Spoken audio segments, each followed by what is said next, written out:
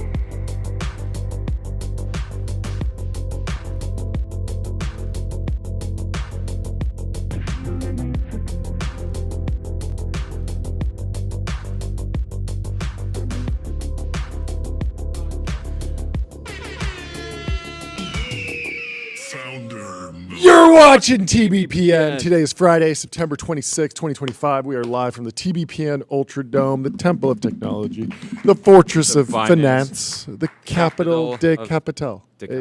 El Capital de Capital. Massive news in the AI world, in the product layer, in the application layer. 2 apps launched yesterday, really, 2 features. One in the Meta AI app called Vibes, and one in the ChatGPT app called Pulse. 2 very different apps. Neither of them are going to save you time and money. The only one that can save you time and money is Ramp. Ramp.com. Time is money. Save both. Easy to use corporate cards, bill payments, accounting, and a whole lot more all in one place. Good morning to everyone in the chat. We had John Exley live in the TBPN Ultra Dome yesterday. It was great seeing him. Stop by. It's great to see you, John. We got a couple app demos, caught up with a few folks, did a little photo shoot yesterday, had a great time. We did. And of course, we are live on Restream, restream.io. One live stream, 30 plus destinations. Multi-stream, reach your audience wherever they are. Wherever they are.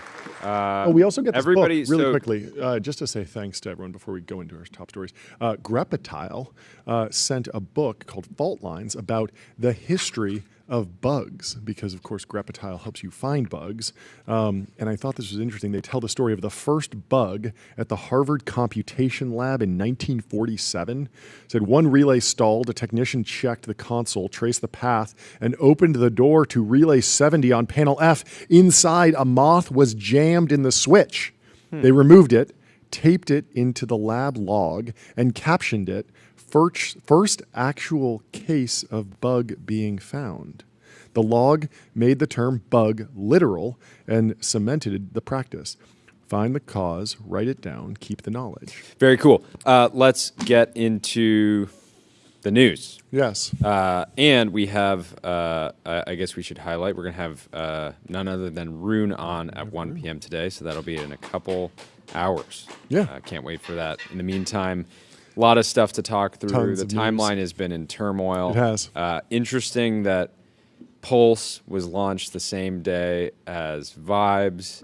Well, it's They almost got like very Sam different. Altman times they up got his very launches different to reactions. steamroll big technology companies. Well, I think, yeah, I have to wonder. I mean, ChatGPT has the benefit of like they're launching Pulse in the core app. People are just going to discover it and use it if they're paid, and Yep. they can roll it out that way. Yep. Vibes, I thought it was interesting that they even launched this so aggressively into the timeline. Yep. Because the reaction was almost universally negative On X. on X. Yes. The question is, will children like it? Will the elderly like it? Moms like it, yeah. But we should get into it. Well, let's start by playing the actual video for everyone. So, if you haven't seen Alex Wang, who we had on the show last week at MetaConnect, posted the initial launch. I think he launched the entire product. He said, excited to share Vibes, a new feed in the Meta AI app for short form AI generated videos. This is on the back of the Midjourney partnership. We can go way deeper into what's going on here in the reaction, but I mean, just the numbers on this is crazy. 2.8 thousand likes, 2.4 thousand quote tweets or retweets, and 1.6 thousand comments. Insane ratio. Insane ratio. But this is, of course, there's a lot of nuance here that we're going to go into. But let's kick it off by watching the actual 1 minute trailer for Vibes, the new app from Meta. It's in the Meta AI app. You actually have to reinstall the app or go and update the app. Are you channeling the vibes? Are you feeling the vibes? The create button. So when this launched, I went to the Meta AI app and I typed in, Meta AI, I'm ready to use the new vibes feature. How do you do it? And it was very confused. And it was saying like, I'm not aware of that. I don't know anything about that. It's because the older app was not aware of the new app existing, and so I had to go to the App Store and actually refresh. But once I did, I got in and I saw a lot of this type of content. An astronaut on a bike, 2 bears boxing, a cat talking at a news desk, women running in clouds. All very AI aesthetic. It has a very unique look to it that I would just describe as like the AI art look these days. It's not trying to Not be AI. Yeah, it feels like it's not trying to be anything but AI in the same way that a lot of CGI and 3D renders have a certain aesthetic to them. It's an interesting thing where if you showed one of these assets to somebody 10 years ago, they would have thought, that looks really cool. Yeah. And now the reaction is, that looks like AI. Yep. And people just don't think it's cool. Yeah. Like personally, I think there's a market for this, and obviously this is the worst that the worst the models will ever be. Yeah. So the images will get better, but I think the reaction, Shyam Sankar, he quoted it. He said, "Read the wall of quote tweets that categorically reject this AI slop. We are so back. We are going to win." And he hits it with a salute emoji and an American flag, which is just crazy to be kicking it off. Crazy to dunk. Crazy. You don't see Shyam dunking. No, I mean they're also partnered. I'm pretty sure Palantir is model agnostic, uses Llama, and Alex is working Defense Llama. But like when people are not down with a thing, like they're going to speak their mind. It's pretty. Yeah, I mean, I think wild. It's interesting because X is such a microcosm, right? It's not a reflection of the average internet user. Totally. It's certainly not a reflection of the average Meta platforms user. Yeah. I think that there's another world where they just started promoting this in Instagram and Facebook and just started driving users over kind of 100%. quietly. Yep. And I think this was like a very unforced like PR error to come out because To go in the you lion's can't den. tell somebody you basically I believe that they truly want and will build their version of personal superintelligence. But when you've just been hitting people over the head with messaging about personal superintelligence, and then the first thing you launch from MSL with your new massive partnership with Midjourney is a trough slop, that's rough, right? It sends a signal to the market, and I think this just makes their job harder from a recruiting standpoint, right? Do you want to work at Anthropic, which believes in machine god, which has like a cult, right? Their team, they didn't lose a lot of people in the talent wars, right? They even lost some people to Cursor and got them back a week later. Luke Metro was commenting on this. He said, I would not be surprised if this tweet alone is going to make Meta Superintelligences raise their signing bonuses by $1 million. Yeah, or even more, right? Because even, even when you look at your options, it's like you can go live in Elon world and work on XAI and be super hardcore and sleep in the office and get that sort of tap into that Elon. I mean, there's energy. a fair amount of slop going on. There's slop, but at least it's romantic just like companion stuff. At least you're riding with Elon, who is you have the cool narrative around like building Colossus 2 really fast. And going after like the and IMO then you look at their benchmarks and all that stuff. Elon posts slop, but when you look at their when they talk about benchmarks, what benchmarks are they really going after? It's like really Yeah. Elon does a good job of like he'll be retweeting a lot of, quite frankly, like slop videos, right? But then he will refocus the conversation back on we're going to solve physics, or like we're gonna discover new physics. We're going to do really hard math, and let's give Meta a couple days to see if they can kind of steer the conversation back towards something that gets technologists excited, because they could. It's possible that they come out with something. For sure. It's just when you have the entire world waiting and honestly kind of preying on their downfall, right? Yeah. The world is not rooting. The world broadly, the industry broadly, when you look at all these different camps, OpenAI lost a bunch of top talent to MSL. They're not sitting there, excited for Meta to do something amazing, right? Which I'm sure they will at different points. And so public opinion is already against you, and then you come out and launch a product that is, dedicated to the thing that people like the least about AI. Yeah. So I have a rebuttal. But first, I'm going to tell you about Privy, wallet infrastructure for every bank. Privy makes it easy to build on crypto rails, securely spin up white label wallets, sign transactions, and integrate on-chain infrastructure all through one simple API. The official wallet infrastructure provider of the TBPN Ultra Dome. That's what you call a layup. Boom. Boom. Slams it down. So basically they just set up this. They set up the perfect product. The perfect video to just allow the entire internet to do the craziest alley-oop dunks. Okay. So, first off, I totally get the backlash is undeniable. That's just a fact. Like the timeline hates it in terms of like if Meta's on the offense today and the timeline's on the defense, like the defense slammed it down. Not a single point got through. But what's weird about this is that David Holes, the founder of Midjourney, who created this model, who created this aesthetic, is loved in tech and is one of the most respected founders. He hasn't raised a dime of venture capital. He built this incredible model. A bit of money in the terms of revenue. But in general, Midjourney has been the one video generator, image generator that has been sort of celebrated as the least sloppy, I guess, and the most opinionated. And so I feel like maybe the Meta team just thought that by partnering with Midjourney, they would beat the slop allegations. But it is weird that we're not seeing any of the goodwill that David Holes has transfer over to MSL, which I don't know how to unpack. So David, pitch back on that. David is not. They had an announcement. Yep. But he's not he didn't post yesterday. It's not like he came out and was like, hey guys, I'm really excited for our new checkout Meta AI vibes. Yeah. That's also fair. The name. The name is a little bit stale. It's just the most overused word of the year. Yeah. I mean, didn't you call the top on slop like a year ago or something like that? I remember you saying like slop. No, it was earlier this year. I think You said like the term's overused at this point. Yeah, Something it's like just that. wide, overly used. Yeah. And Meta created a product that is giving slop. It's a bull market in slop again. Yes. Because. Yes.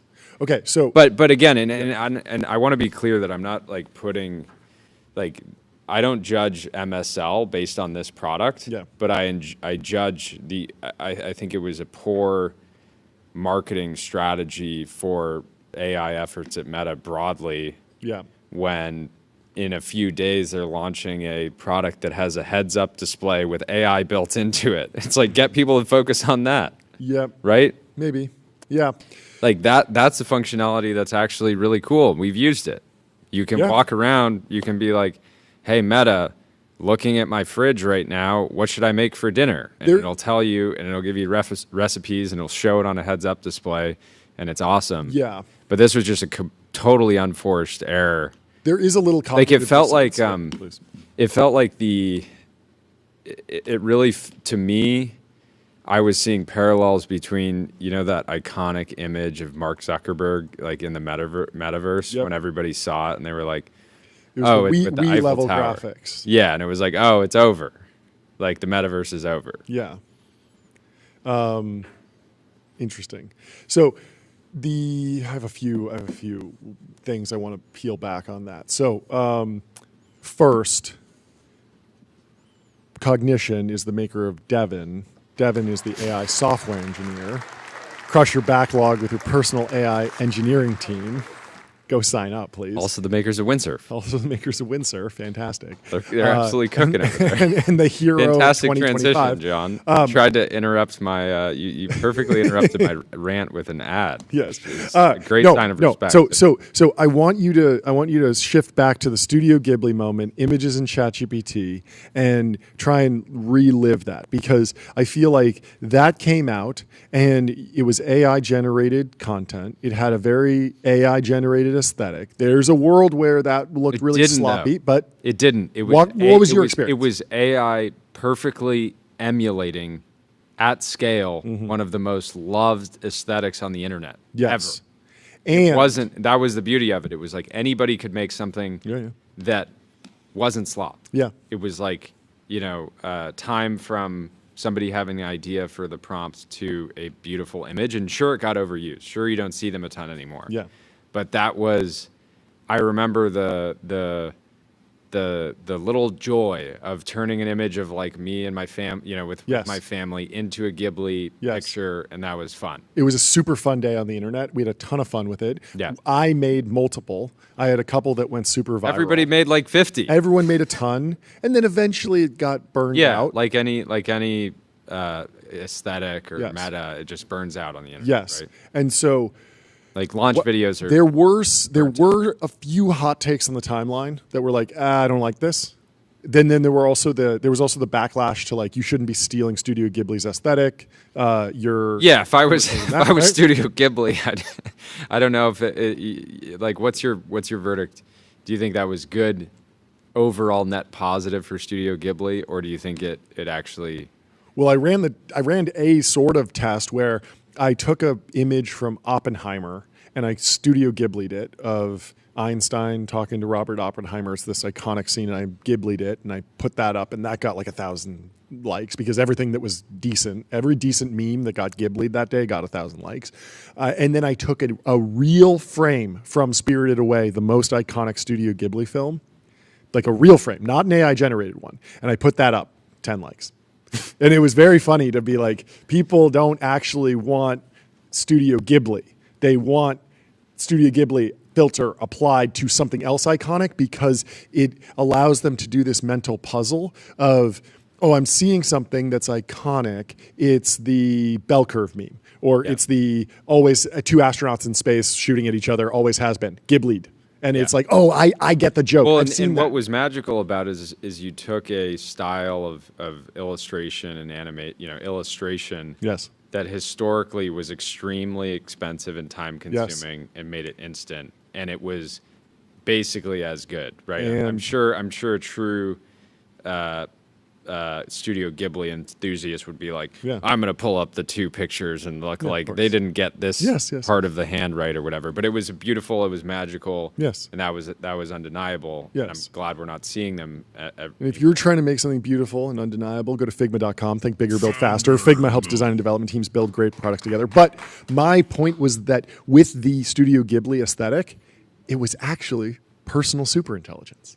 It was personal. And what made that go so viral in a way that I think everyone liked was that they could Studio Ghibli themselves. They could Studio Ghibli. It acted as this interesting filter where remember the very first one that went viral? It was a man with his wife. And he was like, life hack, take a photo with you and your loved one and Studio Ghibli it and send it to them. They will be overjoyed. And I remember the first 12 hours, people were like, I don't know, how's everybody making these? Yeah, exactly. It was still like there was a narrow window of that. Yes, but there's something where if you empower the individual to create something that's personal to them, then they are more inspired, more defensive of it, more happy with it. There's something there that's more satisfying, even if it is like it's not slop because there's still that element of uniqueness in it. And this gets into the huge problem with Meta AI With Vibes. Vibes is that it doesn't start with your Instagram profile. And I was pitching this. I was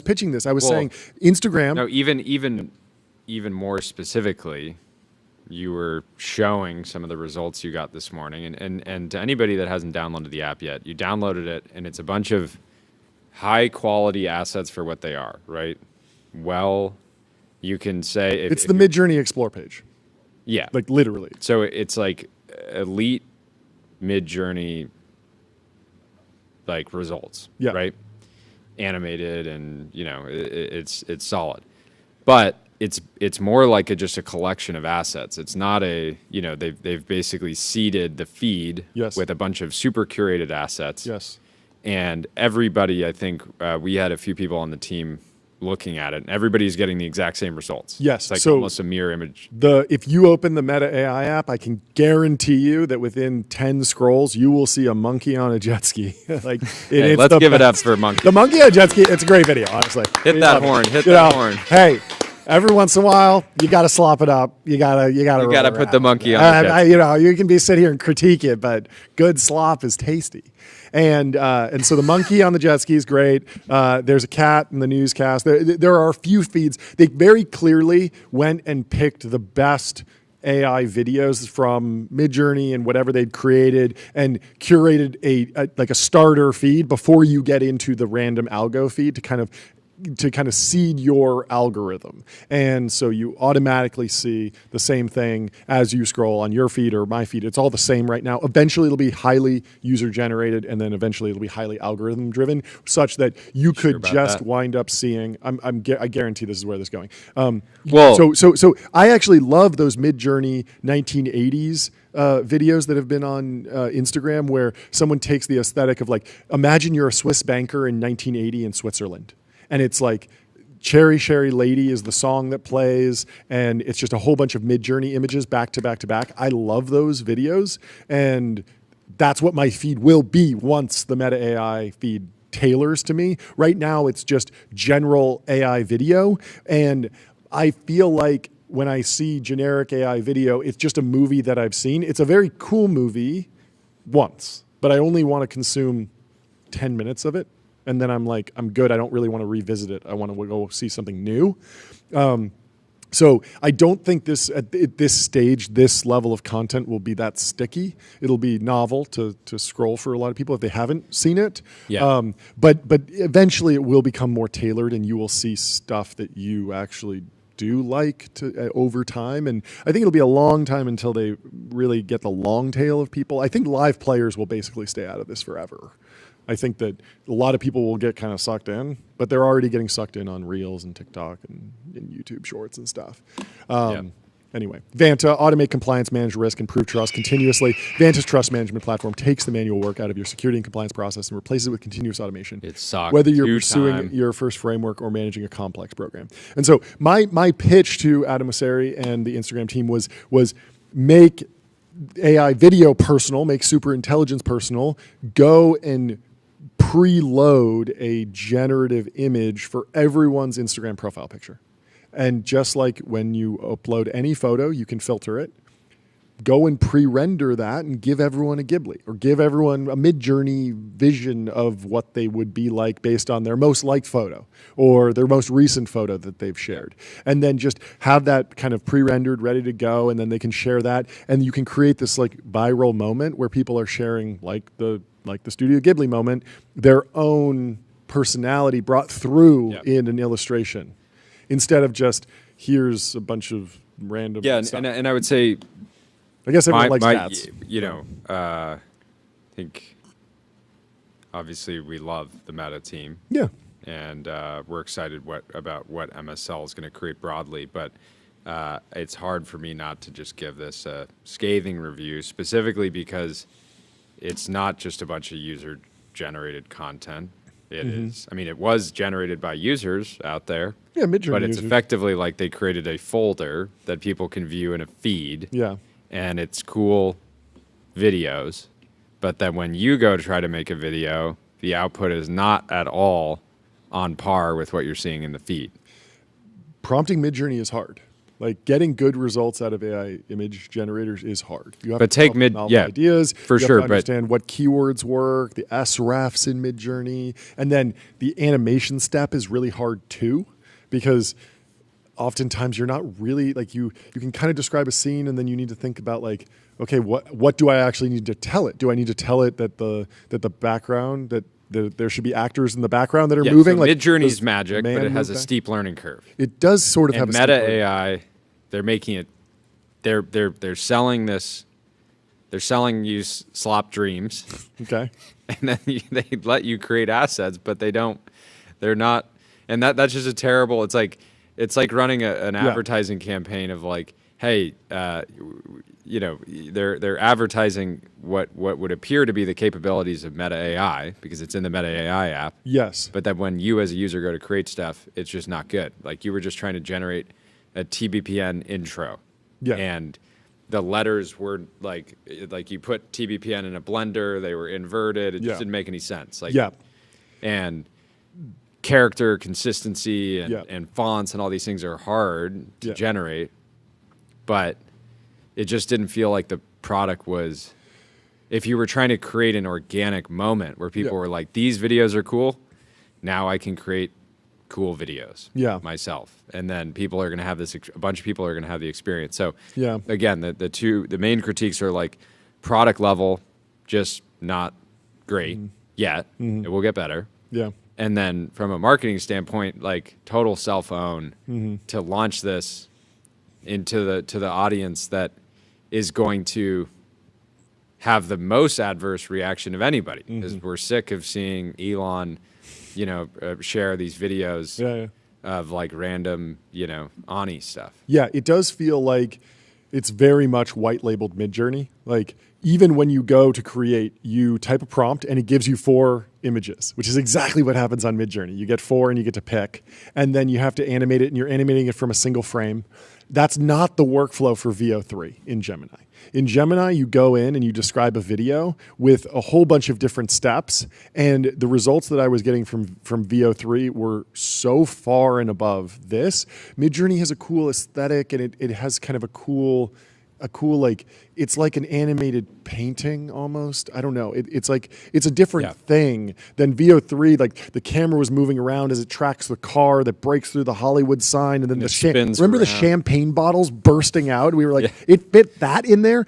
And I think what's happening in VO3 is that when you go to it with a prompt, it kind of has like a reasoning step where it hydrates out what you're saying and gives it way more context and transforms it. A lot of times when I'm writing VO3 prompts, I'll actually go to ChatGPT and describe and talk for a long time and say, write a big long VO3 prompt that actually organizes all of this into what's happening in the background, what's the lighting like, what time of day is it, where are we, like what's the setting, what's the camera, what's the focal length. Like all of these things are things that you need to put in Midjourney to get good results, and it's hard to get people up to speed on that. I do wonder about the social component here. One of the secrets to Midjourney's success has been the fact that David Holes was talking on, actually, to Ben Thompson, and he was saying that oh wait, no, it wasn't David Holz. It was I think it was Nat Friedman, who's now at MSL, was talking about why Midjourney was successful and how Midjourney works. And Midjourney famously did not have a website, did not have an app. They just had a Discord server. And in the Discord server, people would go and prompt. And they'd get a good result. Yes, but the key was the sharing, because they'd remix when you give someone just a blank prompt box, they just type dog. I want to see a dog. And then you get one generic image of a dog and it looks like a stock photo. And what you really want is a photo of 3 puppies in the snow in Christmas, shot on a Kodak phone or the Kodak camera with this camera move. You want the directorial style. You want something that's a different vibe. There's so many different pieces and tools that you would use to put together something that actually looks great. And the Midjourney chat and the Discord allowed people to see, oh wait, this person's prompting in this way and they're getting this result. I should prompt like that. Yeah. And they all built off of each other. And I think that's something that can actually happen in an app like Vibes. I wouldn't be surprised. You can already see it with the prompt is described there. And then you can click remix and you can use that as a jumping off point. Yeah. So it just in terms of like the user experience of creating little pockets of creativity and solving that problem of like, how do you get a good result? How do you get a good prompt? It doesn't seem that hard. I don't know. I feel like I'm not that bearish on this product. Like I know people are rejecting it, but it feels like this is a useful step in terms of like they have a Midjourney partnership. They're basically white labeling Midjourney into this app. A lot of they're testing, gathering feedback, gathering data, and then they're going to put this in Instagram. Yeah. It's a proving ground. Yeah, and they do need to still go from 0 to 1. It felt like an alpha product, not a beta product. Yeah, there's something there. I don't know. Ben Thompson was wildly positive on this. He was the only one. He did an emergency podcast this morning, or maybe last night, and he said that he had an interesting take that said that basically this technology, this AI feed, it solves a few problems. First, he liked the idea that we've all been suffering with this like low-grade annoyance of is that real or is that AI? And we've noticed this in the show. We used to be able to clock it immediately. Like it used to be so easy to just spot 6 fingers. Oh, that's obviously AI generated. But recently there's been a few things where we've had to look at the community like the note. monks in the Apple store. The monks in the Apple store. And then once you dig in, you're like, oh yeah, that doesn't make any sense. Like why would Apple have like the iPhone rendered wrong? Like that doesn't make any sense. They're going to show the full iPhone.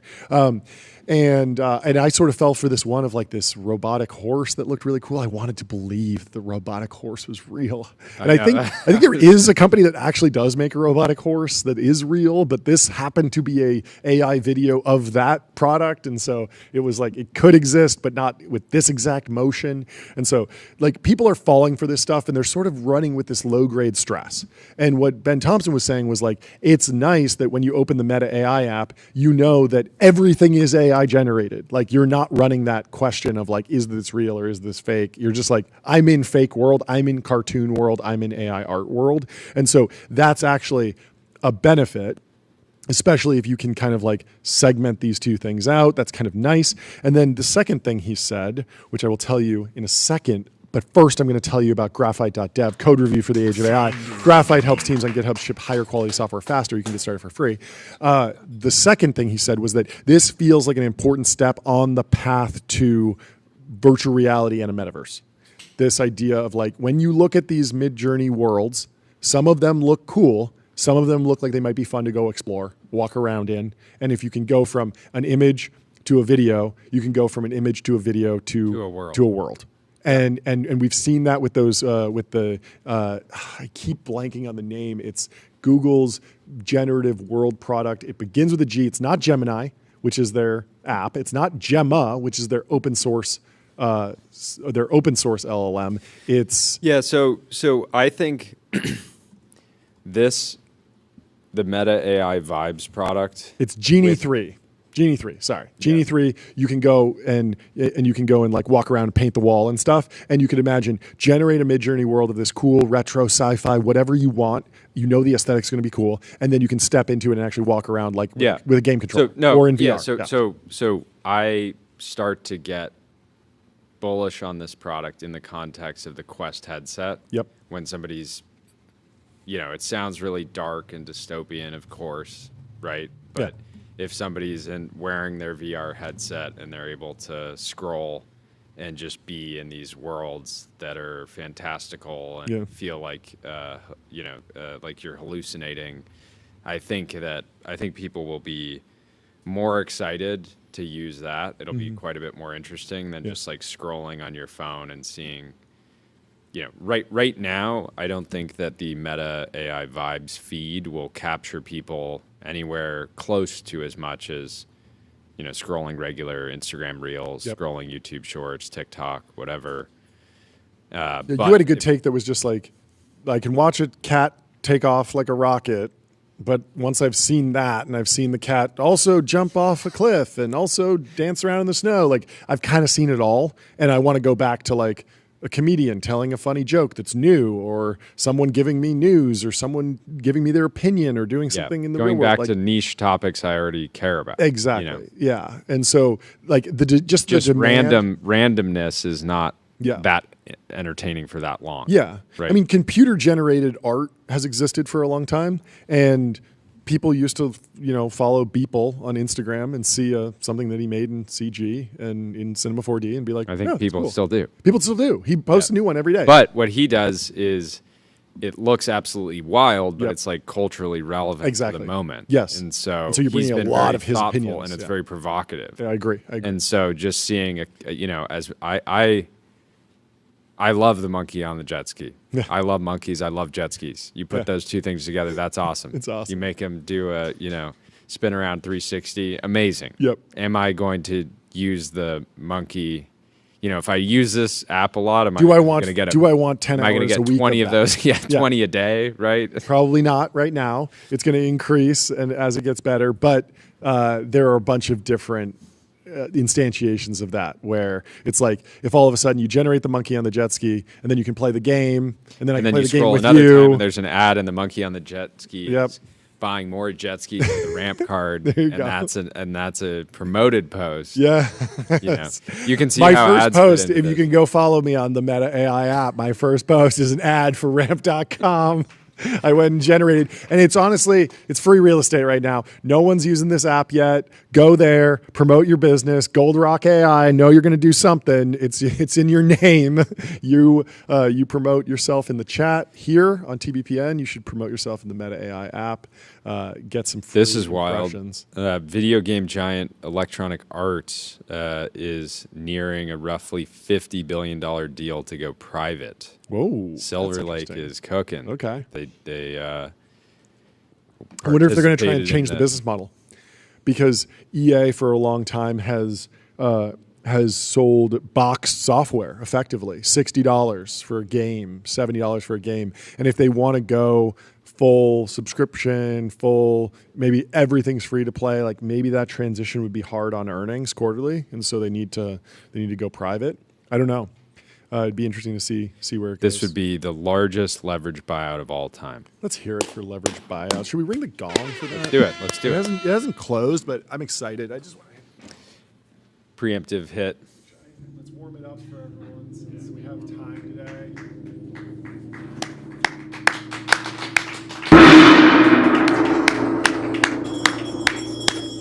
There we go. There we go. So there are some projections, some leaks, some predictions about what Meta's next headset will look like. We obviously saw the AR concepts or products. They're out. From everything from the Meta Ray-Bans to the Ray-Bans display, which have the augmented reality display in one side of the headset or the glasses, and then the Orion, which is a full augmented reality pair of glasses. You can't even call it a headset because they're just glasses. Yeah. But they are still working on VR. And I think when we talk to James Cameron, this is why he's genuinely so excited, is because he's tried the next product. And I think that he would not be that excited about the Quest 3, but I was calling it Quest 4. I was assuming that Quest 4 would be the breakthrough, where they take the battery out of the headset, they put it in your pocket, they use the display from the Apple Vision Pro or even a better display. But it seems like they're going to do something in between Quest 4 and something else. And so this is from Tom's Guide. They said new Meta prototype headsets combine goggle-like design with ultra-wide VR. And it could be a sneak peek at the Meta Quest 4. I'll drop it in the chat here. Timeline. There we go. So this is from Tom's Guide, and you can see these images of like a somewhat smaller display. I don't know exactly how it is, but they're going for a 180-degree field of view and aiming for something that's potentially much lighter. I've been hearing This looks it has very 80 cool. 80 megapixel cameras, 60 frames a second, high curvature reflective polarizers, and custom optical design. And so this is still like in beta, but it feels like they could be doing something that's maybe a little bit more like what big screen VR is doing, which is a very, very small, light headset. Under Gotta have the 250 founder back grams. on. I would love to have him back on. I was just thinking that because Nick. there's something there. Yeah, reach out. Big screen. Big screen VR. He's been on the show before. We got to get an update from him. Joe Weisenthal has an absolute banger. The emergence of quote-unquote slop was foretold as soon as we started consuming content via the feed. I didn't see this. I put this. This is how I kicked off the newsletter today. Go to tbpn.com, drop your email. It says, why do they call them social media feeds? Are they feeding us slop at a trough or seating us at a Michelin star restaurant? It's both and always has been. You can use social media to follow the most insane craftsmen who spend years researching, writing, producing, and distributing content. Or you can slop it up with some viral videos of scantily clad hot people in street fights, sometimes both in the same video. The distribution between craft and slop has been growing for decades, maybe forever, and is continuing to grow with the development of AI content. And Man, this saw post got 10,000 likes from Which one? 0.005 seconds. Yeah. We at Meta are delighted to announce we've created the infinite slot machine that destroys children from the hit book Don't Create the Infinite Slot Machine That Destroys Children. This is such a good copy pasta. I forget what it's the original? Torment Nexus is the original one. It's like everyone in tech is like, we've created the Torment Nexus from the famous book, Don't Create the Torment Nexus. I just think Torment Nexus is hilarious. We will see if this destroys children. I don't know how much it will destroy children. I don't know how much it'll destroy everyone. There's an interesting dynamic. Most parents are aware of technology and that it needs to be measured and released in you know. If any parents are unaware of technology, we would love to interview you. For sure. But the iPad Kids meme is a thing. Are you going to give your kids an iPad anytime soon? Only on flights. Okay. Yeah. Just as a replacement, like watch a movie, basically. Yeah, it's basically like, I know this is bad for my child, but So limited. I don't want to ruin, Yep. 4 hours with Yeah. strangers. So, I mean, there was a time when, like, I actually grew up. My parents were art majors, studied fine art and film, and they insisted that I don't watch TV. Yeah. Like, do not watch television. I was only allowed to watch television in Spanish. Yeah. So interesting. Like Spanish? early on. That's so it was like, yeah, if you want to watch. Okay, yeah, you're TV, learning. learning Oh, that's Spanish. cool. Get ready to learn Spanish. Yeah. I love it. Y ahora puedo hablar bastante español para conversar en. Sí. Blah, blah, blah, blah, blah. you I get clearly lost there. worked perfectly. But I had to watch a lot of the AFI 100, the best films. I've seen Lawrence of Arabia like 25 times because that was one of the approved movies that I could watch. And I think parents know that, you need to let the dust settle on the new technology before you expose the kids to it. And so the phones are getting restricted. There's screen time limits for most kids. There's this idea of like, let them cook, let them simmer, let their brains develop, keep them focused on books and writing and reading. And then, yes, movies, me. but maybe a Pixar movie once a month.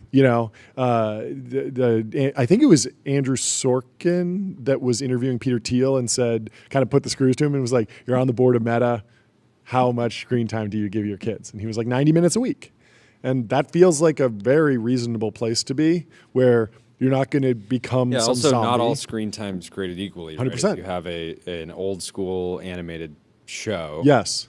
And totally. It's hand drawn and it's sort of even just the moral lessons in one show can be wildly different than another. Like there can be shows that have really they grapple with really complex social issues or instill, they're retelling, like if you're watching something that's like essentially a transposition of a Romeo and Juliet story or a biblical story or something that teaches you to turn the other cheek or the golden rule, right? The hero's journey. Like these things are going, I feel like, like letting a kid watch the original Star Wars is not going to make them like a worse person. It's going to be like, yeah, be heroic, save the princess, fight the bad guys, right? Yep. Like those are sort of good, and you need to unpack it, and you need to follow the storylines from the beginning to the end and stuff. It's not just something that you can just mindlessly turn on. Like it builds a whole world, and it helps you imagine things and explores the ideas of space travel and science fiction. Like these are not that bad for you, I think, at least in limited doses. And I think this will be the same for this AI slop. I think that most parents will say, you're not getting that much out of this, so it should be limited. This is very much candy, and then there are vegetables. The only thing I would say is I don't think most parents are engaged enough to actively control screen time. Yes, and so there will be a barbell where certain parents will police it and see very good outcomes for their children, and other parents won't, and they will see bad outcomes from their children. And then there will also be dynamics within these groups where if you look around and you see that your peer group is all zombies because they've all been spending every waking moment glued to AI slop and they can't tell you anything because they're just watching like nonsense, well then there's incredible alpha for going to the library and reading a book. And so someone will figure that out and realize, wait, if everyone else is completely non-competitive and I'm the only one that's read this book, I will have the ability to make a ton of money and get a huge house and live a wonderful life. And so I should lock in and I should turn that stuff off, resist that, and become a more interesting, dynamic, creative, and independent thinker. And so there will be this natural game theoretic outcome where if everyone's falling for one thing, I mean, it's the land of the lotus eaters. If everyone's doing drugs all day and you're the one that's not on drugs, you're going to be pretty powerful in that society, right? Like if everyone's drunk all day and you're the only sober person, well, you're probably going to be, the president or, the ruler of the world potentially. I have no idea if this stat is fully accurate, but one study showed that the average American 5-year-old watches 2 to 3 hours of TV a day. That's a lot. That's a lot. That's really dark. Well, a better way to spend your time, get your kids on Julius. Give them some analysis. Give them some data. It's the AI data analyst that works for you. You turn them loose in this thing. How did you spend your allowance last week? You don't know? Julius? Oh, yeah. Run the numbers. Run the numbers. Run the numbers. Yeah. Is your lemonade stand actually performing, or is growth decelerating? If we really add in COGS, I know you doubled lemonade stand revenue last quarter. But the previous quarter, you were tripling it. So, you're decelerating. We got to have a talk. Don't you know that triple, double doesn't count anymore? Yeah, it's 10x, 10x, it's 10x. Did you 10x your lemonade stand? Put the numbers in Julius. Well, we should switch gears and talk about ChatGPT Pulse. Yes. So this was so interesting that it launched the same day because I view it as the opposite product. Like it is... the Meta AI product's free. It's very generic. Every single person gets the exact same. It's unpersonalized right now. Everyone got the same feed at the start. It's purely video. There's no meat and potatoes. You're not learning things. And then Pulse was like, let's go through all of your ChatGPT history, learn what you're the biggest nerd about, and then surface really rich, deep content. At least that's what I got. and it's only for people that are paying $200 a month. So it's like effectively for rich people. And my results were wild. Like with the Meta AI, I got the jet ski monkey fun. I got the cat rocket. I got all the silly videos. The timing is really it's crazy. Crazy. So which way, Western man? It's 12:26 Pacific yesterday. Yeah. Alexander Wang launched Vibes. Mm-hmm. 12:36, his former roommate Sam Altman launched Pulse. Wow. You wonder if it was by chance. Yeah, probably just random. Chalk it up random? to random chance, probably. Yeah. Your P random is extremely high. No They've history. No history of no history of between drama these big companies trying to preempt each other and win launch the culture war. Yeah, and launch products right at the same time. Take air out of the room for the other one. But I mean, my Pulse experience was wild. So OpenAI recruiters, sending immediately. Hey, want to come back? Saying like, which way, Western researcher? Seriously. So my Pulse gave me like 5 stories or something. I got completely nerd sniped. First one was a breakdown of Mag 7 CapEx. You know how to get me going. There's nothing I love more than diving into Mag 7 CapEx. Then a deep dive on NVIDIA's Blackwell rollout cadence, which is exactly what I want to know about. An explanation of how memory bottlenecks computing performance. Going all the way back to the Apollo missions to now with HBM, what's going on in the AI revolution.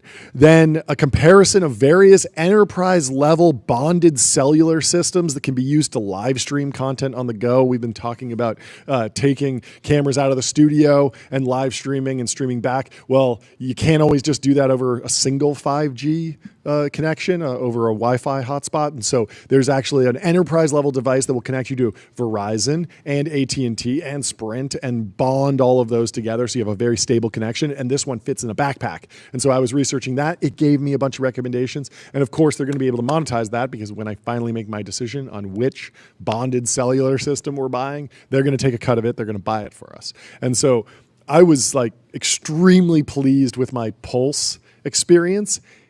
Even though it was AI slop, it was AI generated, it was AI, it was all synthetic. There was no human in the loop whatsoever, but it was highly curated, highly personalized, and it felt like I came away from that feeling like I had leveled myself up and I had learned something and become a better person, more thoughtful, more knowledgeable. And I came away from the Meta AI thing not even really remembering specifics of what I saw, just that I saw a lot of AI stuff, and I came away from it being like, oh, that was kind of cool. I like Midjourney stuff. It's interesting. It looks good, but it didn't stay with me, and it didn't really. I'll tell you a couple of mine. Thought provoking. Yeah, what you got? So I got one on vendor financing loops across industries.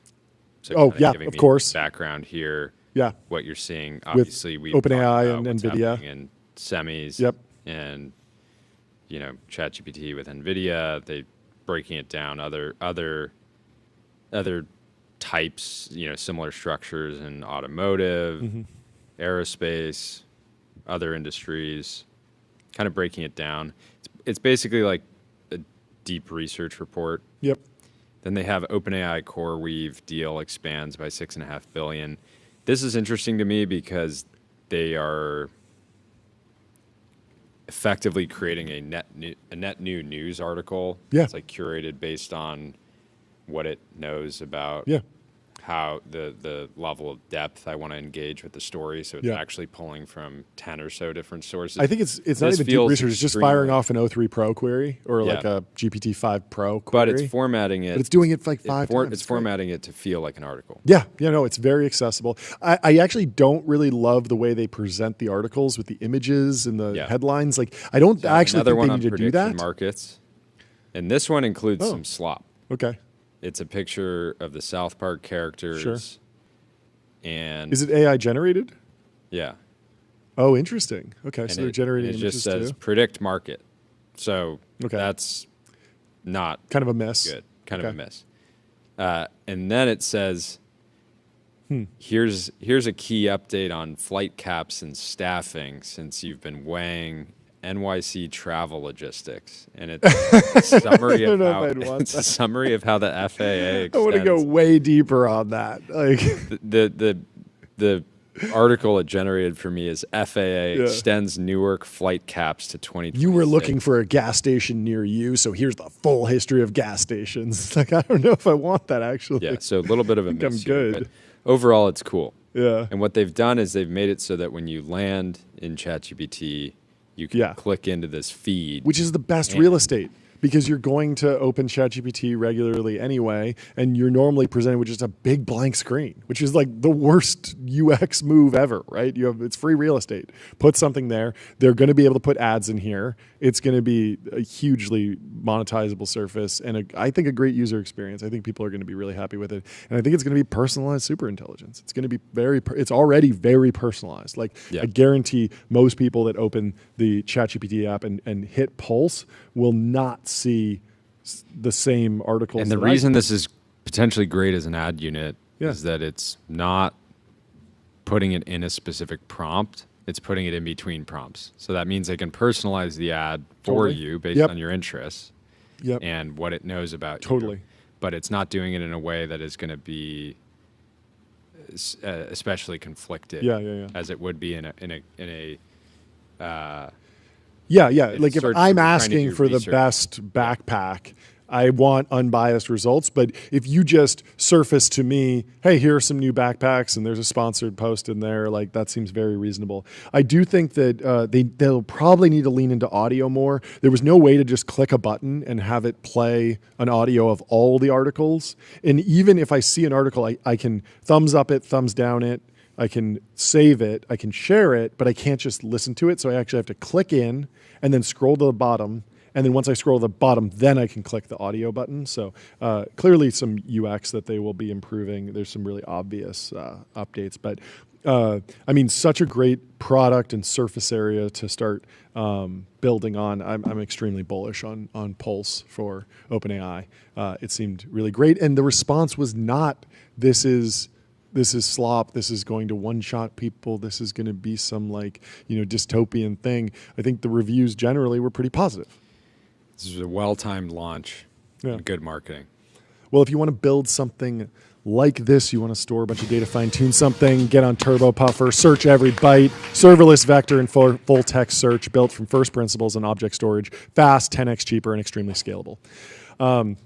So Daniel Tenriro says, tech luminaries be like, today we're proud to announce the most brain-dead AI version of the most joyless anti-human product imaginable. I think that was in a response not to Pulse. Not to Pulse. That just Gabriel says, predator drone aimed at the minds of men and women aged 55 to 65. There's a lot of that.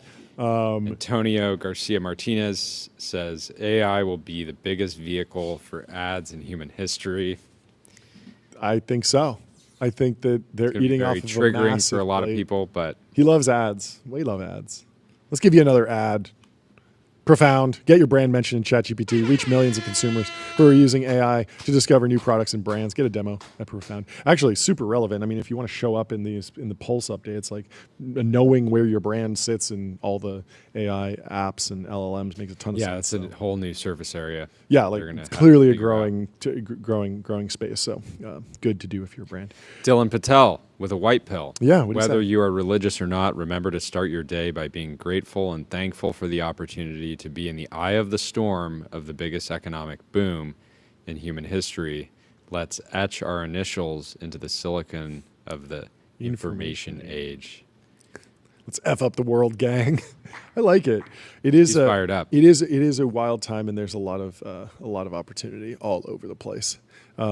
Even we're seeing like small developers build little things that just the barnacle economy is what we call it. It was very disparaging because we were looking at it from a venture capital lens, but truly there are some folks who are sort of barnacles on the just drafting off of what's happening in the huge $100 billion market. Yeah, it's like imagine if you're a real estate agent.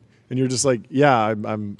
It's a good time to be. I'm a real estate agent, and I was on that. I was in Abilene, Texas, and I just made a ton of money. Or you helped a few OpenAI employees buy homes. Oh, that years too. Ago. Yeah. Now you're helping 100 of them buy homes. Yeah. There's so many different ways.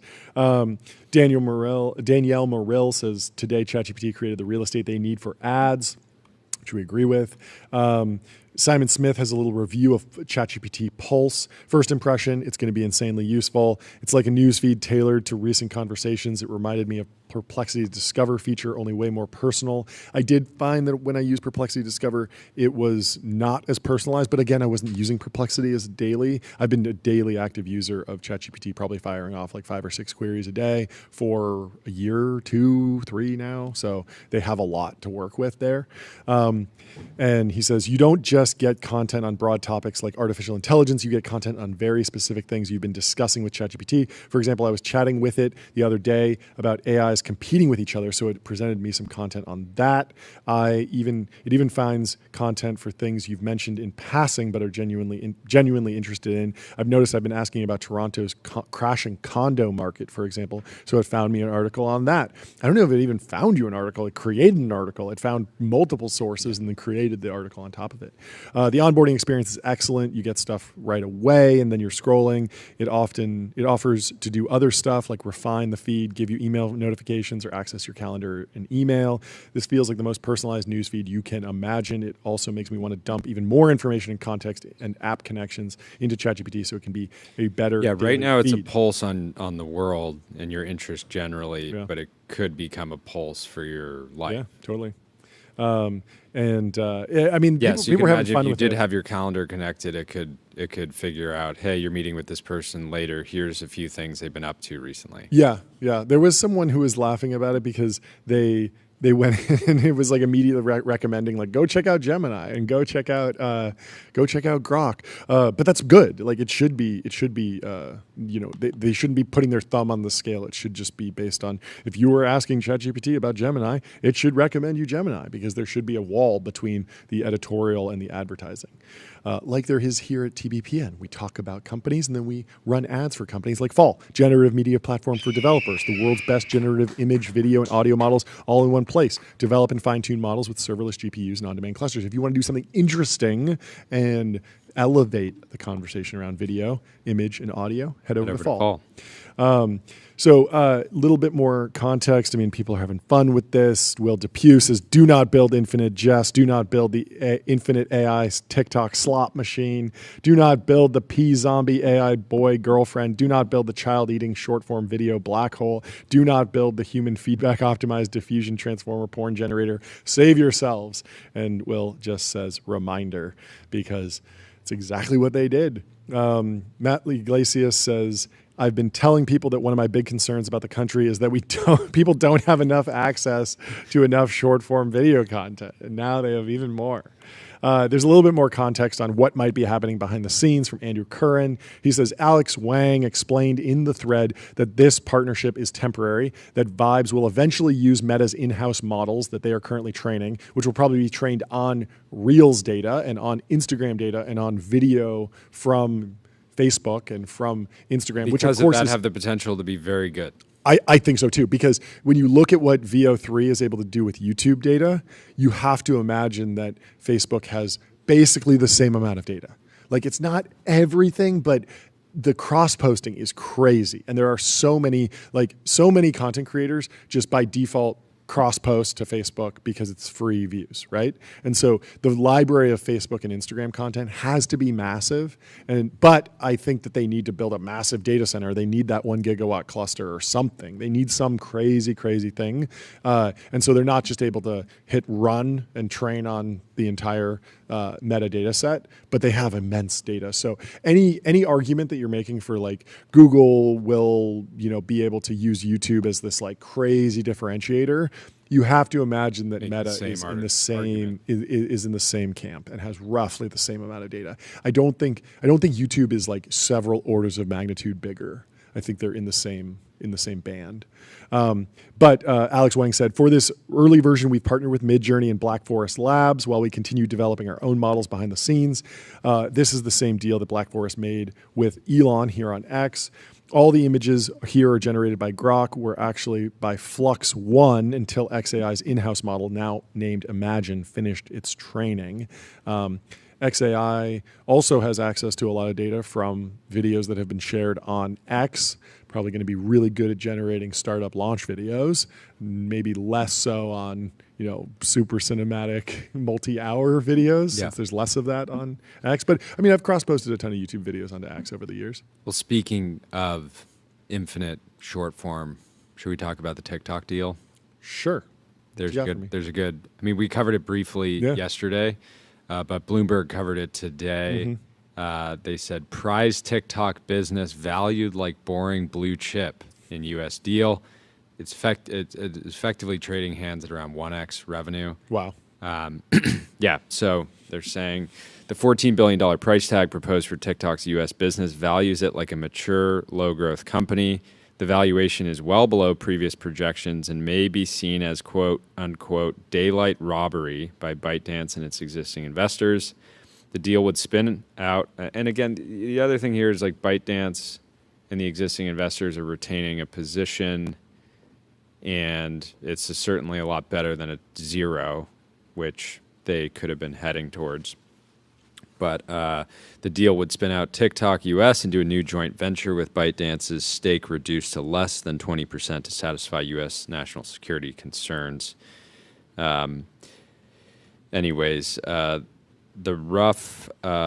The $14 billion price tag proposed for TikTok's U.S. business values it like a stuffy old energy or food company than a leading global social media company. The rough estimate cited by J.D. Vance on Thursday is well below previous projections that scaled closer to $40 billion.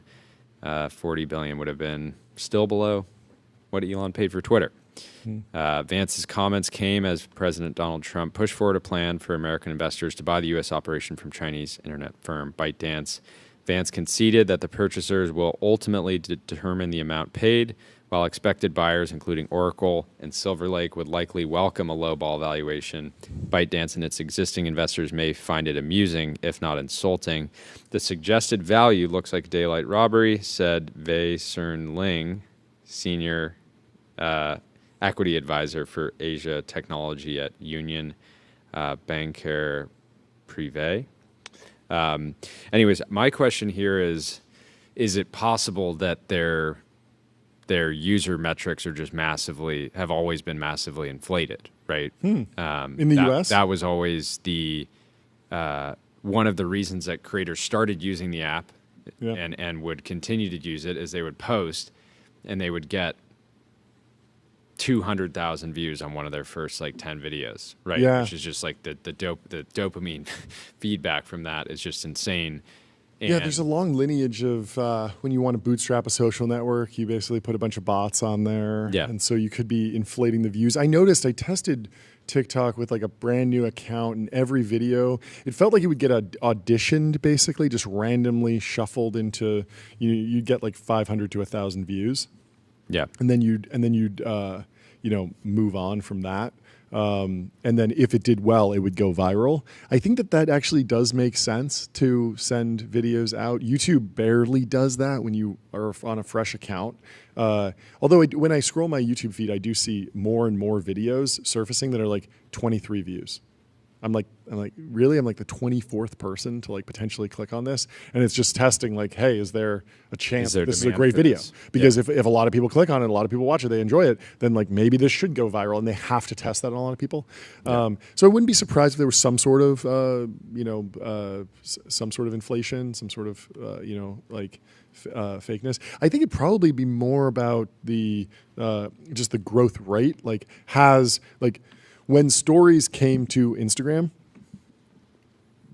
Snapchat stopped growing, basically.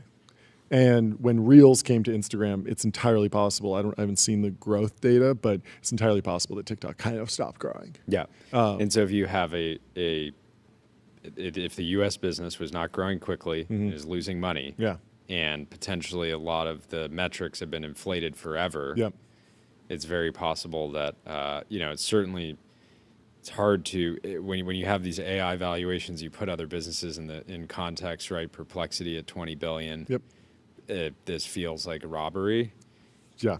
But and I'm certain that Zuck would have happily paid. How much do you think Zuck would have paid for TikTok?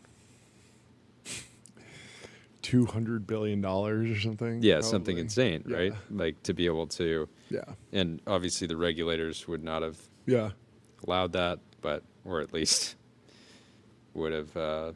So so basically Oracle's going to own it, which And means Silver Lake. NVIDIA is the only big tech company, except for Broadcom, without a social network. We got to Or make Broadcom never gets enough love. we got to make CUDA-net work. CUDA-net, the CUDA Broadcom, network's gotta happen. $1.6 trillion company, and barely ever in the conversation. It's rough. It's rough out there. They need a new PR firm. Yeah. This is Or Hawk Tan needs to go direct. Someone dug up an old Alex Wang tweet here. All of the new social apps suck. The last good one was Yik Yak. Maybe text/photo/video based social networks are saturated. From 2016. From 2016. That's a throwback. And now he's building a new one, a new vertical feed. Anyway, Dylan Patel says, my favorite thing about the new college grads that I've hired is that they don't ask you how to do stuff. They just put it in ChatGPT and try, even if wrong. So much better than new grads asking you how to do stuff without trying. Chat is breeding agency into kids. That's interesting. High agencies, I wonder how much he's selecting for that. But because like to go Yeah, pick how much crazy. activity never happens because somebody doesn't know the right way to do something and Yeah. isn't willing to fail at the start, or isn't willing to just take a shot at it, or Yeah. isn't willing to ask Yeah. somebody. But yeah, I like the idea that that people are just feeling more confident about going and trying stuff and being Yeah. creative. Anyway, Linear. Linear is a purpose-built tool for planning and building products. Meet the system for modern software development. Streamline issues, projects, and product roadmaps. Sam McAllister, 10K likes on this. Excited to share Slop, a new slop trough for you all to enjoy. People were having a lot of fun with the slop stuff. Someone said, I never met a slop I didn't like. Someone else had something funny to say. People were having fun with the slop puns. Had a good time. Packy was taking a really strong stance. He was saying, guys, it's very important you resist vibes. Disable your parents' phones if they tell you they're using vibes. Make fun of your friends relentlessly if they are caught using vibes. Wow. Or until they stop using vibes. Fire employees caught watching vibes. We ordered Tyler to watch like the entire We said, feed. yeah, he's not here today actually because Oh, I wonder why. Yeah, because maybe he's watching. We said watch like 12 to 14 hours straight. and he's just locked in He's watching. locked I in. suppose. He's got his Quest on. Yeah. Do you think it works in Quest? No, I think it's only in the Meta AI app right now. But I think it's only a phone app. I don't think app in Quest. No, I don't think so. I think that the app stores are completely separate. The Meta AI app is an iOS app, and if it runs on Quest, it's a different app. And I don't think that there's like, you run any phone app on Quest. Like that's not a thing. You can mirror. I think you can mirror your phone into Apple Vision Pro, but someone will figure it out. I figured out how to mirror my laptop into Apple Vision Pro, and there's actually a pretty easy way if you're in Apple Vision Pro to beam your screen into VR. So you could certainly do that. I mean, I guess you could run the iPhone app on your Mac and then mirror your Mac into Apple Vision Pro, and that would be a way to see it. But mixed responses. Doug over at Fabricated Knowledge says, legit, one of my favorite uses is a new digest tailored to my interests. So yeah, this rules. Talking about ChatGPT Pulse, huge support for ChatGPT Pulse. He also went on to say something interesting. He says, meanwhile, this is not an AGI company, but the world's largest consumer company, lol. Like this is a good product for a big consumer company. This is another move in the consumer direction. Who knows if they're actually, pulling the plug on AGI. some folks were saying that Brett Taylor doesn't seem very AGI pilled because he's building an application layer company, and if you're truly AGI pilled, you should just go all in on the foundation model companies, race to AGI. But you see this with Anthropic; they're partnering with other companies, they're investing in other companies. Anthropic investors, billboard campaigns. Yeah. So is anyone really fully AGI pilled on the short term? Even Eliezer Yudikowsky is saying that we're 1 to 2 transformer-sized innovations away from superintelligence, which he thinks would be very bad. Well, the transformer was a decade ago.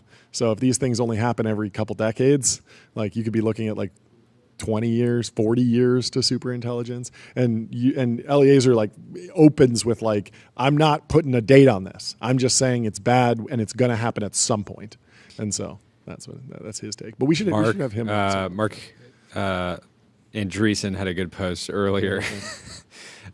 He had why this leading, it's a screenshot of a CNBC article, why this leading AI CEO is warning the tech could cause mass unemployment. Yeah. And then next to it is another screenshot from CNBC. Anthropic is to triple international workforce and global AI push.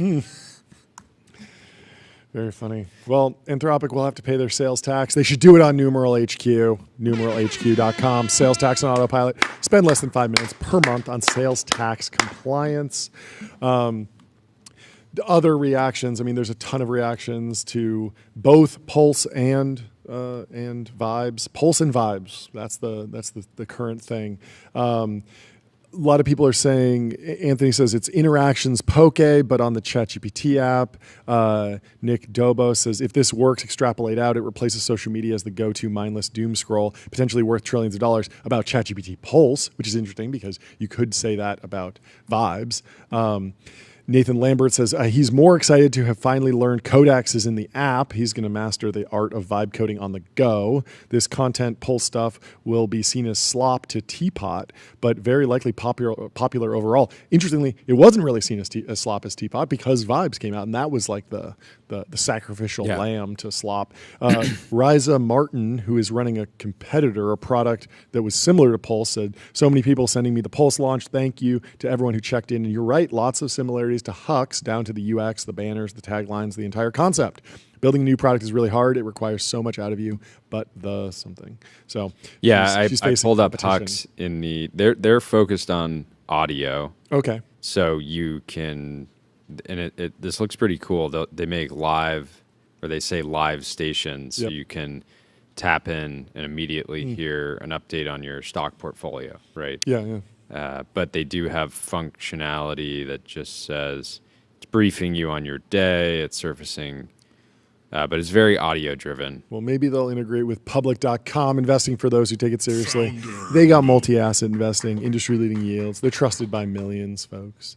Will Manitis says, the central plot point of Infinite Jest is a film so engrossing that anyone who watches it loses all interest in anything else. They can't eat, sleep, or function. In the book, terrorists fight over it. In real life, Alex Wang got paid a couple billion to make it happen.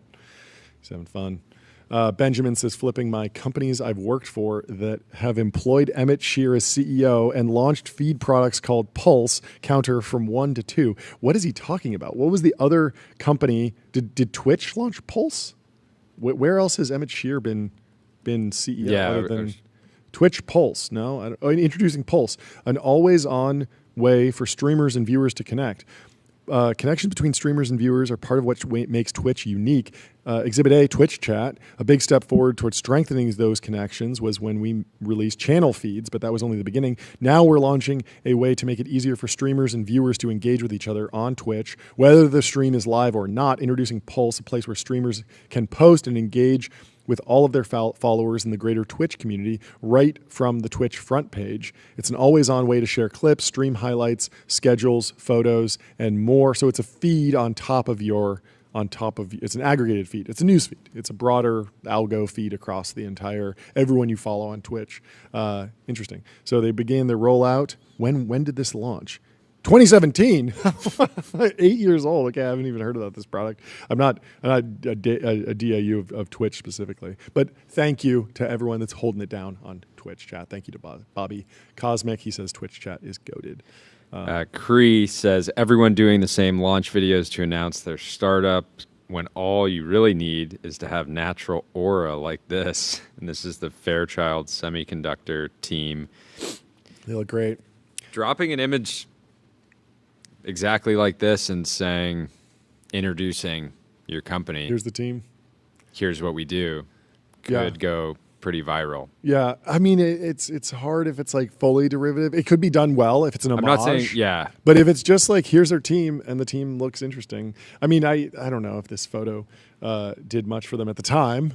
I mean, they were making semiconductors. They front probably page of the journal. Maybe. Could have gone pretty hard. I wonder where this photo was originally published.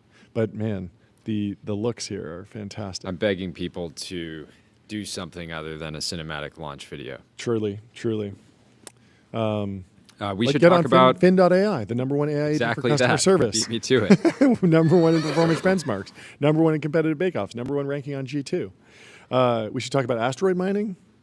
Astroforge says asteroid mining is all they talk about because Adrian Dittman said, we don't talk enough about asteroid mining. Astroforge has got you covered. They're working on asteroid mining, apparently. That's good. In other space news. We should, before we dive into that, apparently this just broke. The Social Network follow-up sets 2026 release date and official title called The Social Reckoning.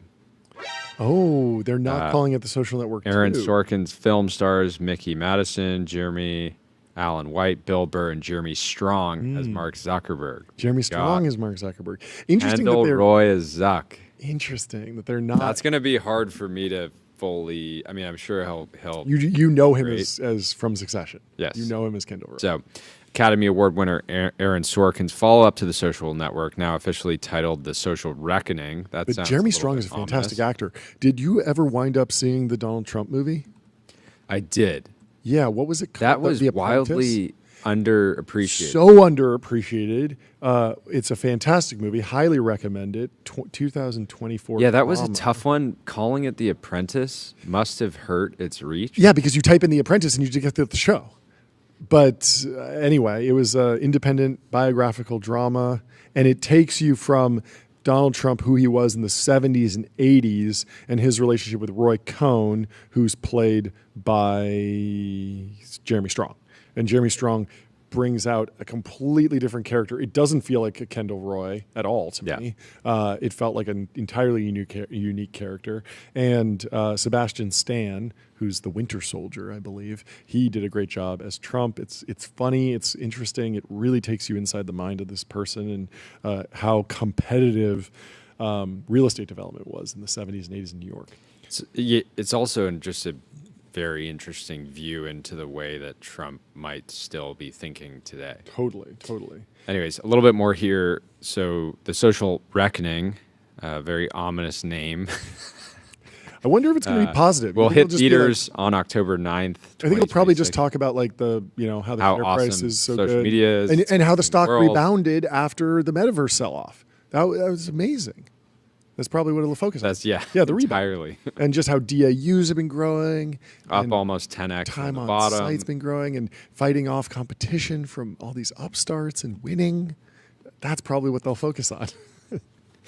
So Oscar winner Mickey Madison, Golden Globe and Emmy Award winner Jeremy Allen White, Emmy and Grammy nominee Bill Burr, and Oscar nominee Jeremy Strong will star in The Social Reckoning, with Strong confirmed to play founder Mark Zuckerberg. The Social Reckoning is written and directed by Sorkin, who also produces alongside Todd Black, Peter Rice, and Stuart Besser. Production is expected to begin next month. Does that seem like an aggressive timeline?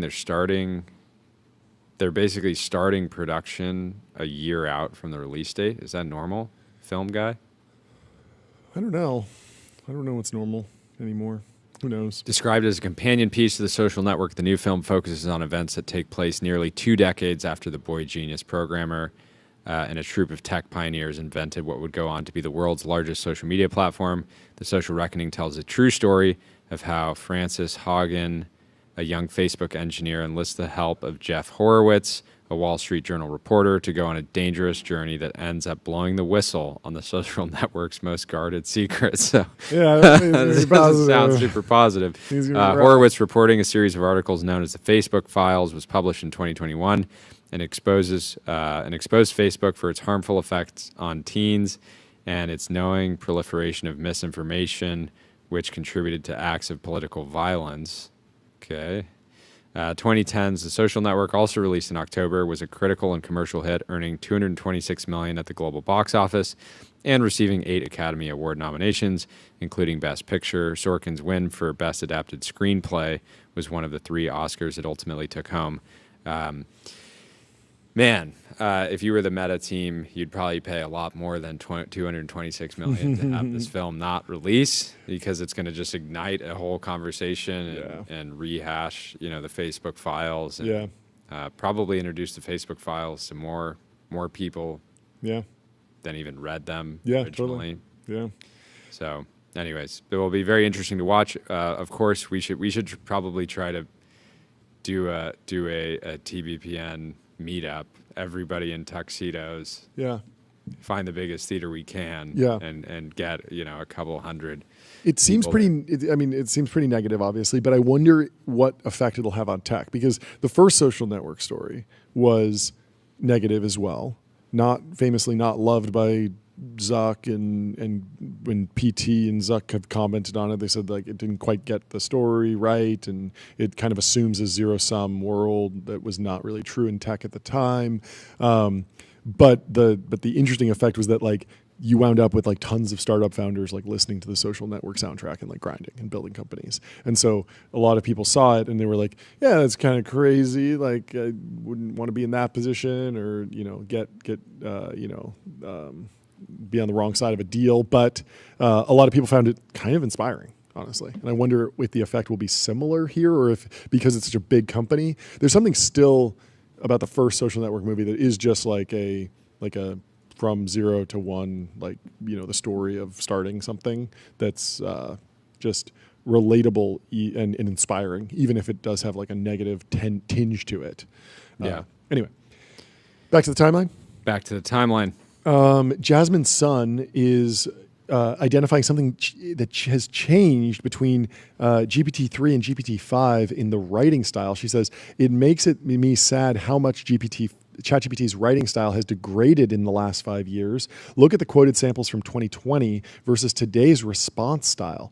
And this is an example of asking Paul Graham on ChatGPT. So the GPT-3 was sort of channeling Paul Graham's writing and kind of fine-tuning in real time. And so the prompt, if you will, is, Dear Paul Graham, I want to start a startup. I am not able to figure out how to go about it. Can you help guide me? Sincerely, Paras. And it says, and the response is, Dear Paras, I wish I had some easy way to tell you how to go about it, but it's not easy. Here's what I know. Startups are not linear, unless you're talking about Linear, the app. But your startup is not linear. Your startup should be using Linear.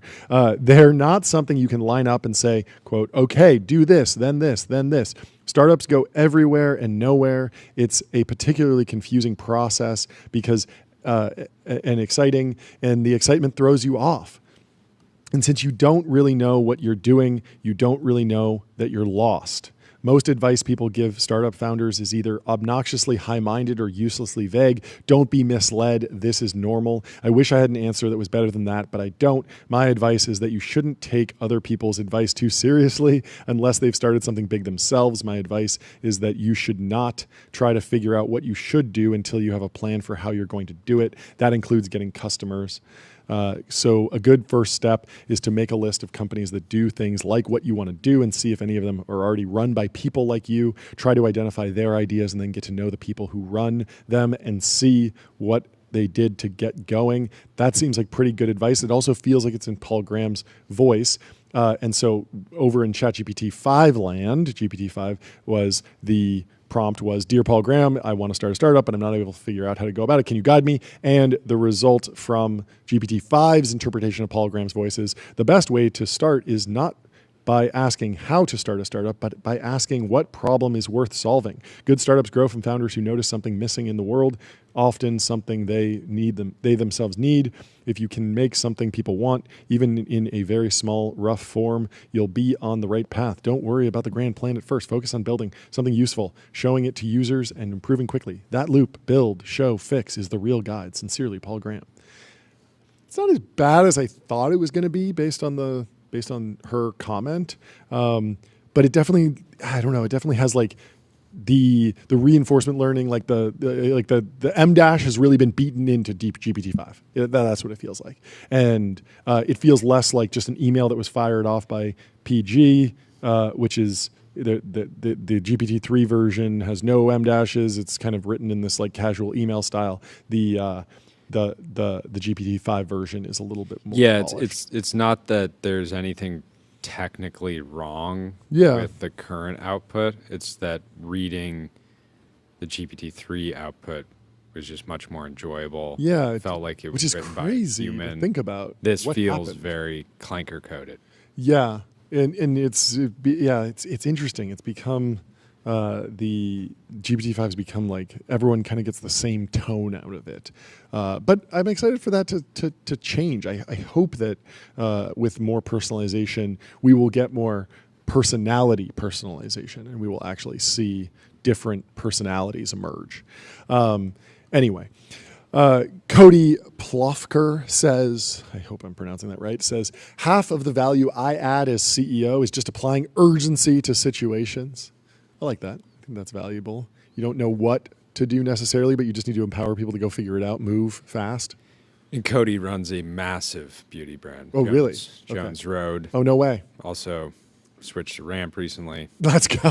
Congratulations. Also way that he added value as a CEO. But is he thinking about Jones switching to Road is an ADIO, absolute customer monster. relationship magic? Because ADIO is the AI native CRM that builds, scales, and grows your company to the next level.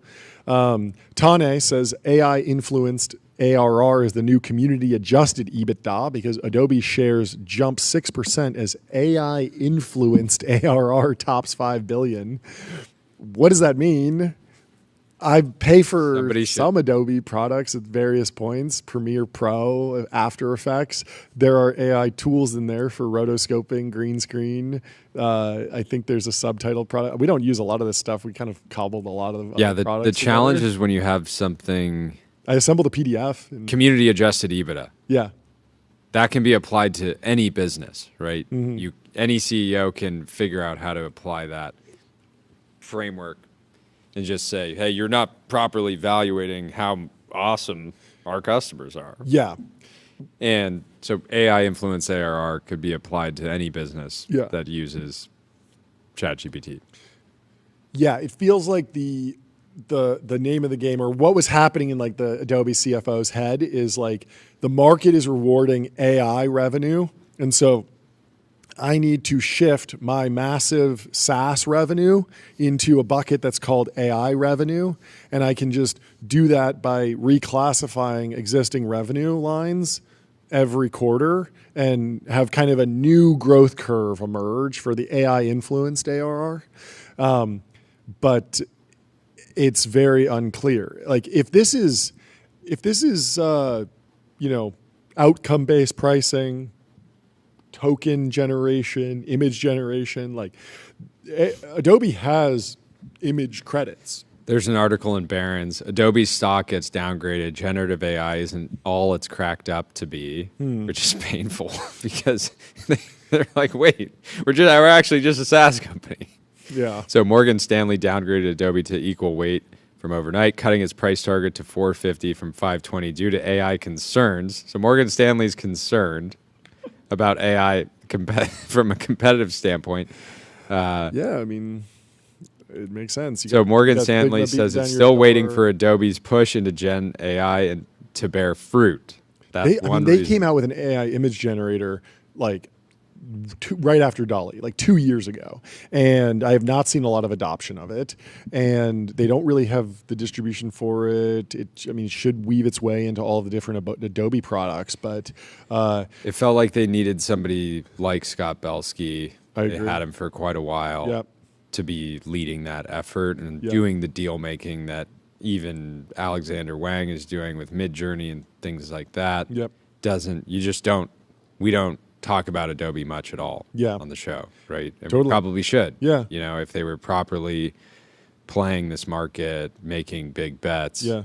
I'm surprised one of their big pitches for their generative AI product was that they were saying, like, we have a ton of stock images. We will only train on stock images. We're not going to train on any copyrighted material. And basically every other lab was like, no, we're definitely training on copyrighted material. We think this is fair use. We're going to fight this, and we will pay the fines. And in the Anthropic's case, they're paying billions of dollars in fines for a very specific thing. But the specific fine they're paying is not because they trained on copyrighted material. It's because they acquired the copyrighted material in not an above board way. And so, according to Gemini, Adobe's only made one acquisition in the last 24 months, a company called Rephrase AI, Indian-based AI video startup. You would think they'd be more acquisitive right now. Totally. Given how many different Gen AI creative tools there are, and how many of them just aren't going to make it because they're only marginally better than generating images in Nano Banana. Yeah, where were they during the windsurf bidding process? Like, where were they in these, like, you know, they're letting these things get away. Yeah. But yeah, I mean, that's the nature of being a big company, risk averse. They don't want some massive lawsuit showing up. I mean, like $6 billion. Yeah, but they could billions just of be dollars. using the existing models. I think so too. Better. They could just add entirely new product lines, try to scale those just through the existing distribution they have. Yeah. I don't know, maybe captions. The Captions has done some good stuff on video editing, on mobile. There's a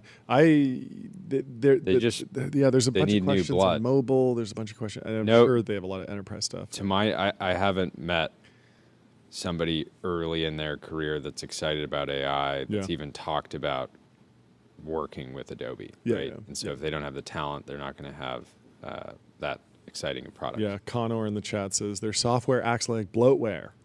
2 thumbs down for Adobe from me. Brutal. They just integrated Nano Banana, though. There we go. That's interesting. Thank Smart. you, brown paper bag. Roon says, I just walk around the research floor at OpenAI reminding everyone that they're propping up the world economy. It's good. Couldn't be more true. Them to grind. How many? You got Broadcom that's popping on OpenAI partnerships. You got CoreWeave that's popping on OpenAI partnerships. You got Oracle that's popping on OpenAI partnerships.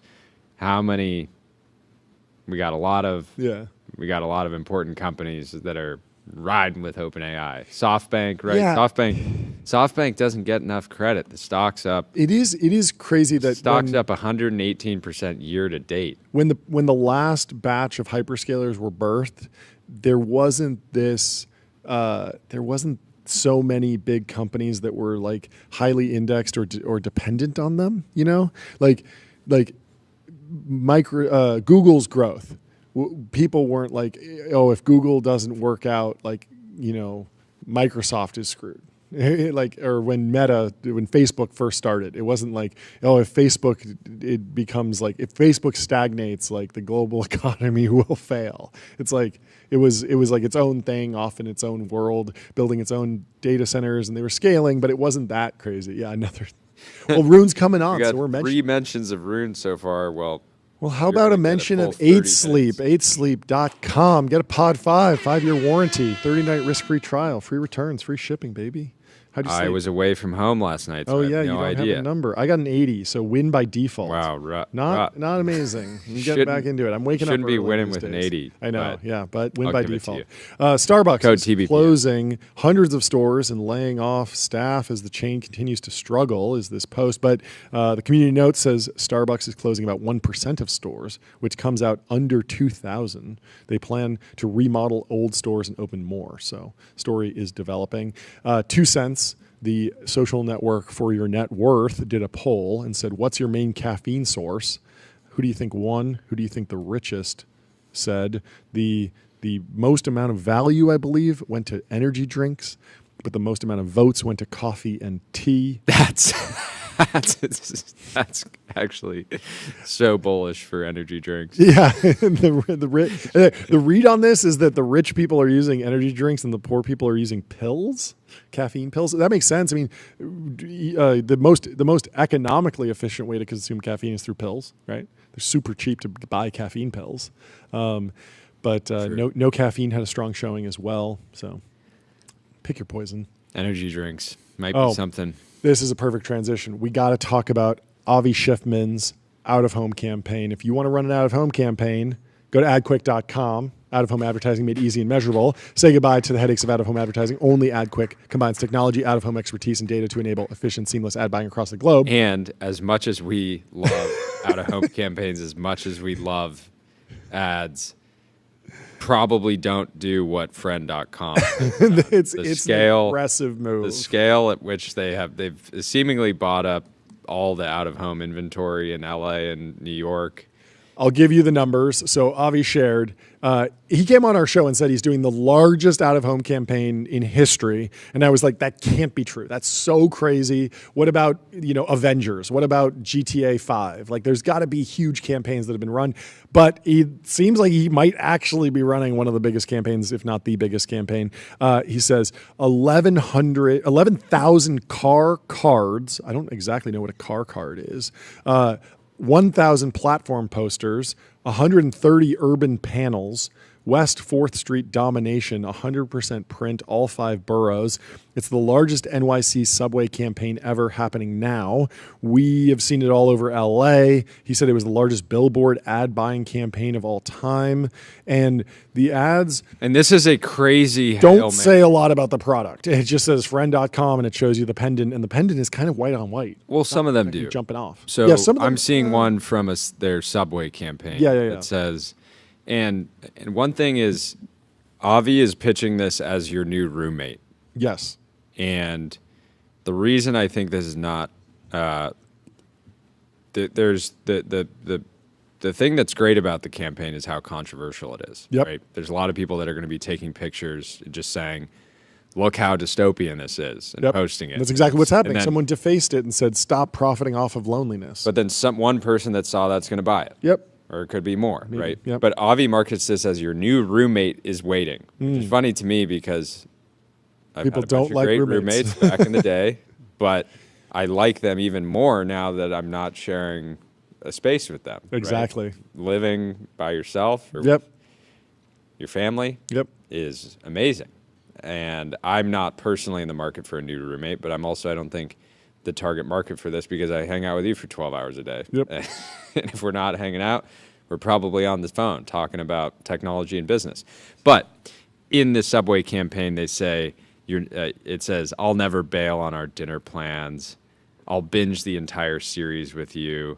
I'll never leave dirty dishes in the sink. So while he's saying it's your new roommate, he's implying it's better than your roommate because you're getting, I guess, the social benefits of a roommate without the dirty dishes in the sink and the bailing on dinner plans. Yeah. But people are not happy with this for one specific reason, which is that I think Avi is very backlogged on orders. Sure. He's gotten a lot of orders. Yep. He's gotten a lot of orders over the last year since he started selling it. And this is not the first time he's going viral and getting a lot of attention. And he hasn't fulfilled a lot of them, it sounds like. Yeah. So he was going back and forth with some people. People were saying a lot of marketing spend for a product that hasn't shipped orders from July of last year. And so, if you're somebody who just hasn't received your device yet, you're going to be kind of annoyed to be seeing this, that they're trying to sell a lot more of these and you haven't gotten yours. And I'm sure they're going order by order trying to get through. Avi had said he'd sold 400, or he shipped out 400 in the last week, which is a lot of hardware. Yeah. But the question, that's like, how much are these? $99 or $200? How much is $129? $129. So, but this feels like Avi more or less said this on our show last time he came on. He basically said that $50K of book I'm going to do a crazy out-of-home campaign so I can raise my next round. That was I'm paraphrasing that, but that was my read on it because it feels like the product is still super early. Yep.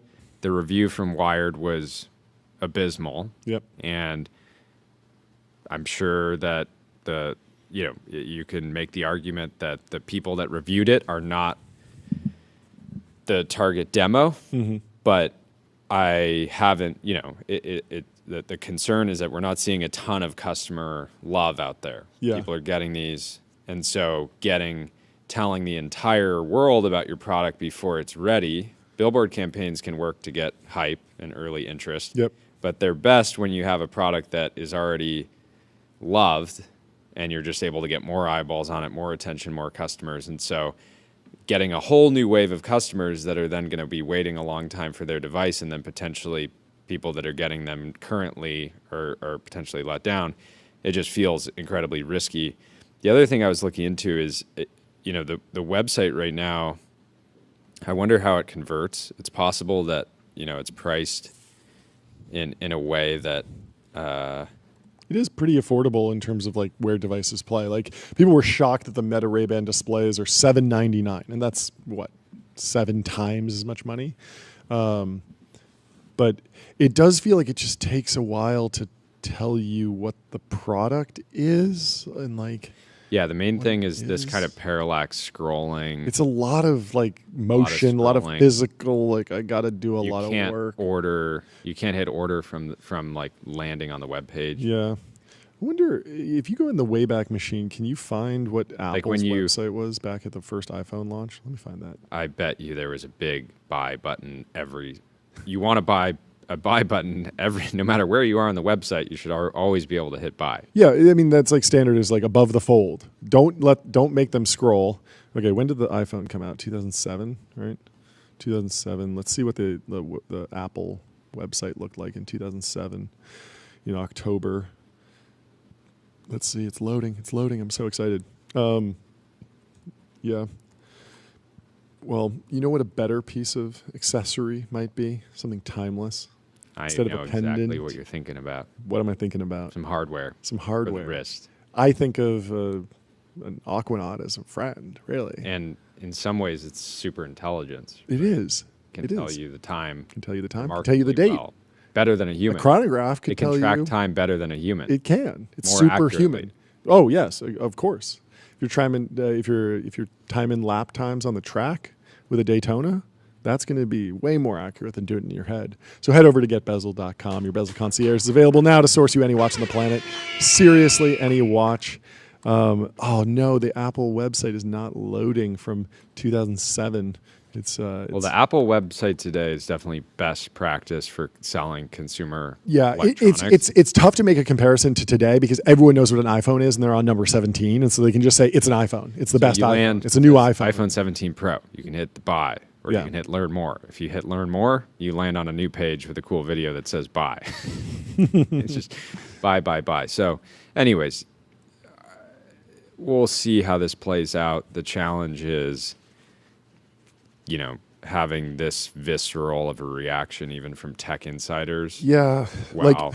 Like there definitely is something to like kicking the bear and rage baiting a little bit and getting a bunch of somewhat negative attention, but then people will there will be a small percentage of people that are like, I'm in, I want to try it, and that works. But it feels like at some point you have to flip into just like normal territory and kind of just speak to the product benefits. In January 31st of 2008, the Apple homepage, do you know what was above the fold? Was right there. What was it? Wasn't the iPhone. It was the world's thinnest notebook, the MacBook Air. You have to click somewhere else to find the iPhone January update. Let me see if they have some other page. They're just like, yeah, we'll put that iPhone in the back. Yeah, we got some iPhones on the MacBook Air. I mean, the MacBook Air was beautiful computer, and certainly then they had the iMac. The iPhone is really not on display here. Like it's store, and the header is store, Mac, iPod, and iTunes, and then iPhone. iPhone is the 4th item in the bar. It's like the 4th most important if you rank them by importance. But I'm trying to go to apple.com/iPhone in the Internet Archive to see how they position it, and it's extremely wonky. They say features, phone, iPod, internet. The 4th feature. Can you guess the 4th feature of why you would want to buy the iPhone? Alarm clock? Nope. This is even better. You're going to love Calculated. this. You're going to love this. You're going to Stocks. love this. No. So you got the phone. You got the iPod. You got the internet. The fourth feature for why you would want to buy the iPhone, high technology. I'm not kidding you, dude. High technology. Isn't that remarkable? What does that even mean? Let's find out. I got to click on high technology. It just has a image of like a laser or something like that. Like, I don't know what it is. And then they show some maps and stuff. But what is this high technology that they're They need to pitching? bring that back. Oh, high technology. It means that it has multi-touch.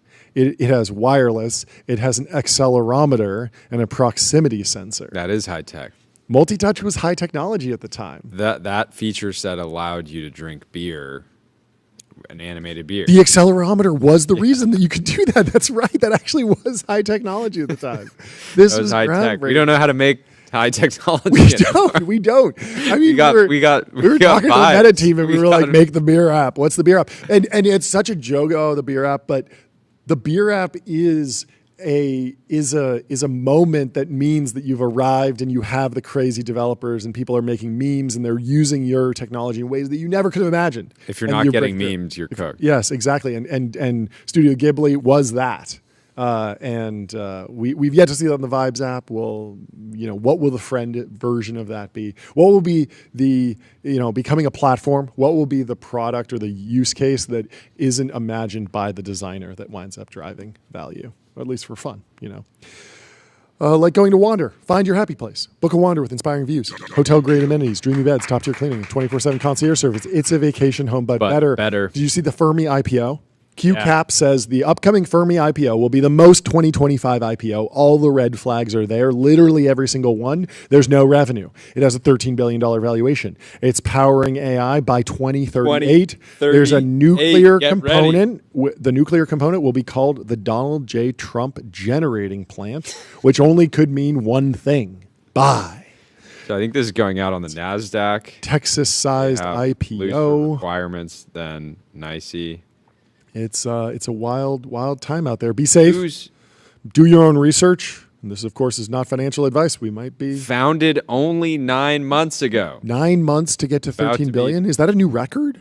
That 9 months to get to 13 billion? Who's done Coin. He did it in maybe, yeah, He maybe did it in the in coins, minutes. in the coin world, He did minutes. Yeah, it went out, and minutes later was here. So Fermi stock listing date nears for AI data center and power company backed by Rick Perry. Founded only 9 months ago, the company plans to build a Texas-based hypergrid. Let's give it up for hypergrid. I like that. And We've been become a talking provider of data and power centers. They got a cool Super render intelligence here. is out. We're talking about hyper intelligence now. As the rise of AI continues, companies operating in this space or relying on the technology are finding that they have two inextricable needs: data centers that can run and process the AI and access to ample energy to power those vast data centers. One new company, Fermi America, props for putting America in the name of the company, aims to offer solutions for both these needs. And this week, Fermi announced plans for an upcoming initial public offering and dual stock listings. They're going to be listing in the UK as well. Yeah. Fermi America is a very young company. It was only founded this year, just 9 months ago in January 2025. The company is so new that its website is still a relatively bare bones affair. Let me pull it up. It just says, yeah, it looks like a stock website from, looks like they got a template of a website. It just, and doesn't even look like they replaced all the stock imagery. They just said, They should have vibe coded something from scratch. saying, Mixed bag with naming your company after Enrico Fermi. just after a famous scientist who's not involved. Obviously, Tesla's done very well. Zach Weinberg has Curie bio after Mary Curie, right? Nikola did not do well, of course. Yeah, so Fermi Planck Foundation was, Enrico Fermi was an Italian and naturalized American physicist renowned for being the creator of the world's first artificial nuclear reactor, the Chicago Pile 1, and a member of the Manhattan Project. He has been called the architect of the nuclear age and the architect of the atomic bomb. So anyways, let me try to get a little bit more color here. Given the youth of the company, it's no surprise that the majority of Americans have most likely never heard of it, but they have heard of its co-founder, Rick Perry, the former Texas governor who ran as a GOP contender for president in 2012 Oh, and he's 2016. behind this? I was trying to think like Rick Perry, Rick yeah. Perry, I know that name, but it's not in the tech context. After unsuccessful presidential bids, Perry was appointed as the 14th United States Secretary of Energy during President Trump's first term in office. In addition to Perry, Fermi America was also co-founded by Toby Neubauer, a former co-managing partner of Quantum Energy. Fermi America intends to be a provider of data and power centers that other companies can use to host their AI needs. But I say, quote, intends to, because Fermi America doesn't actually provide any services yet. Heck, it doesn't even have any infrastructure yet to provide its services. What Fermi America does have is a lease. Let's give it up for having a lease. A lease for 5,200 acres of land owned by Texas Tech University, which is where Fermi plans to build a hypergrid in an undertaking dubbed Project Matador. Just hitting. The naming is fantastic. What is Project Matador? Project Matador is the super name into given this. to Fermi America's hypergrid project. This hypergrid will be combined data and power center that other companies will pay to lease space on to run. So anyways, Well, they want to deliver up to 11 gigawatts of low-carbon, hyper-redundant, and on-demand power directly to the world's most compute-intensive businesses. Yeah. I mean, there's stuff all over the place. This is the nature of bull markets. You get all kinds of crazy outcomes. Shanu Matthew is sharing a quote from David Einhorn, the hedge fund manager. He's warning that AI's trillion-dollar infrastructure spending could destroy vast capital despite tech being transformative. He questions whether all the extreme spending by hyperscalers will deliver returns, saying there's a reasonable chance of tremendous capital destruction, which we hate. I hate the idea of capital being destroyed. Wah, wah, wah. But there's still a lot to look forward to. There's still great products coming out every single day. Like I've Vibe. been enjoying them. Vibes, I think, I mean, we've discussed it a lot. We're going to continue discussing it with our next guest, Roon. But I think that there is a way to have fun on Vibes. I'm already having fun with my promoted post, my SpawnCon. I came in there hot, Came in with a ramp hot. ad, TBPN I ad. TBPN ad. I say, if you bring your own creativity, you can probably have fun on there. But be careful, because you might just wind up in infinite jest world. Anyway, we have our next guest, Roon, the anonymous poster, the world-famous Roon in the TBPN Ultradome. There Welcome he is. to the stream. How are you doing, Roon? Hello. I'm good. How are you? We're fantastic. At long last. What I mean, it's a Printing great. your posts. We've been printing 9 your months posts ago. for months. So thank you for everything that you do for the timeline. Always providing insight and levity. You guys mentioned me 4 times this week, and I was like, I got to come on just to Let's round go. off the week, you know? It's time. Thank It's Close it out. Yeah, You've been on Jordy a and John, tear. the And thank technology you, brothers. Thank you for Yes. walking around and reminding the researchers that you guys are holding up the global economy. Yes. It really is important work, what they're doing, and Yeah. also you to just make them remember. I mean, I know you guys comment on this like all the time, but Yeah. like most of the growth in the equity markets is just AI. Yeah. You know, for the past like 3 years, Yeah. there's like really nothing else. So you got to not make mistakes. Got to keep pumping out great models. Yeah, yeah. Please pressure. don't make mistakes. That's all. We're. But yeah, I mean, we talked about it earlier today. The number of companies that are now, barnacles on the whale of OpenAI is. The entire global economy is sort of a Yeah, but you barnacle. can even get more specific. Yes. And the oracles, the core weaves. You can make a really long list. Yeah. How are you feeling generally? The timeline was extremely split this morning and yesterday. A lot of incredibly great vibes around ChatGPT Pulse. Less great vibes around the Vibes app. Are you happy with the direction that the productization of AI is going? Are you happy with the rollout and the actual implementation of these models so far? How have you been processing the way these models are making their way into everyday lives? Yeah, I don't know. Like, okay, the chatbot medium is one thing. I think the Pulse is like a fine and good idea. It makes a lot of sense. Yeah, Um, Vibes, I don't know, but like the thing I am like manic about is Codex, and sure. you've probably seen me tweeting about it like 3 times a day. But Yeah, More than that. um, More than that. yeah, uh, like Codex and I guess like Claude Code are like genuinely amazing. Uh, like I don't want to like glaze yeah. company's products too much, but like it's like I don't understand how I did software engineering before this. I have like 20 terminal agents open and like writing like 5 different things at once, and I have an idea and I just like open up a new terminal and I just like get it working on it, and it's like a completely different way of life than anything I was doing before, which is like you like linearly slog through one script and then Yeah. like there's like 3 or 4 bugs and like I don't know. Um, like it's clear to me that this alone is like completely upends the software industry. And like we're talking about massive data center capex across the industry and like what is it going to be spent on? And like even the inference alone for this kind of thing is like first of all like super expensive and then like super in demand, I think, once it like really percolates through the economy. So yeah, I mean, like that's the thing that is fueling my mania these days. Like it reignited my, feel the AGI fire. Well, yeah. So you said completely upending the software industry. What does that actually look like in your mind? Because Um, one thing is if developers are getting, Yeah, if the average Karpathy was kind of developer like gets higher output, more developers are going to be efficient. fine. A lot of other people have been like, 90% of software engineering will be automated, but maybe we do 10 times as much, so there's the same amount. Like, what's the long-term view for you?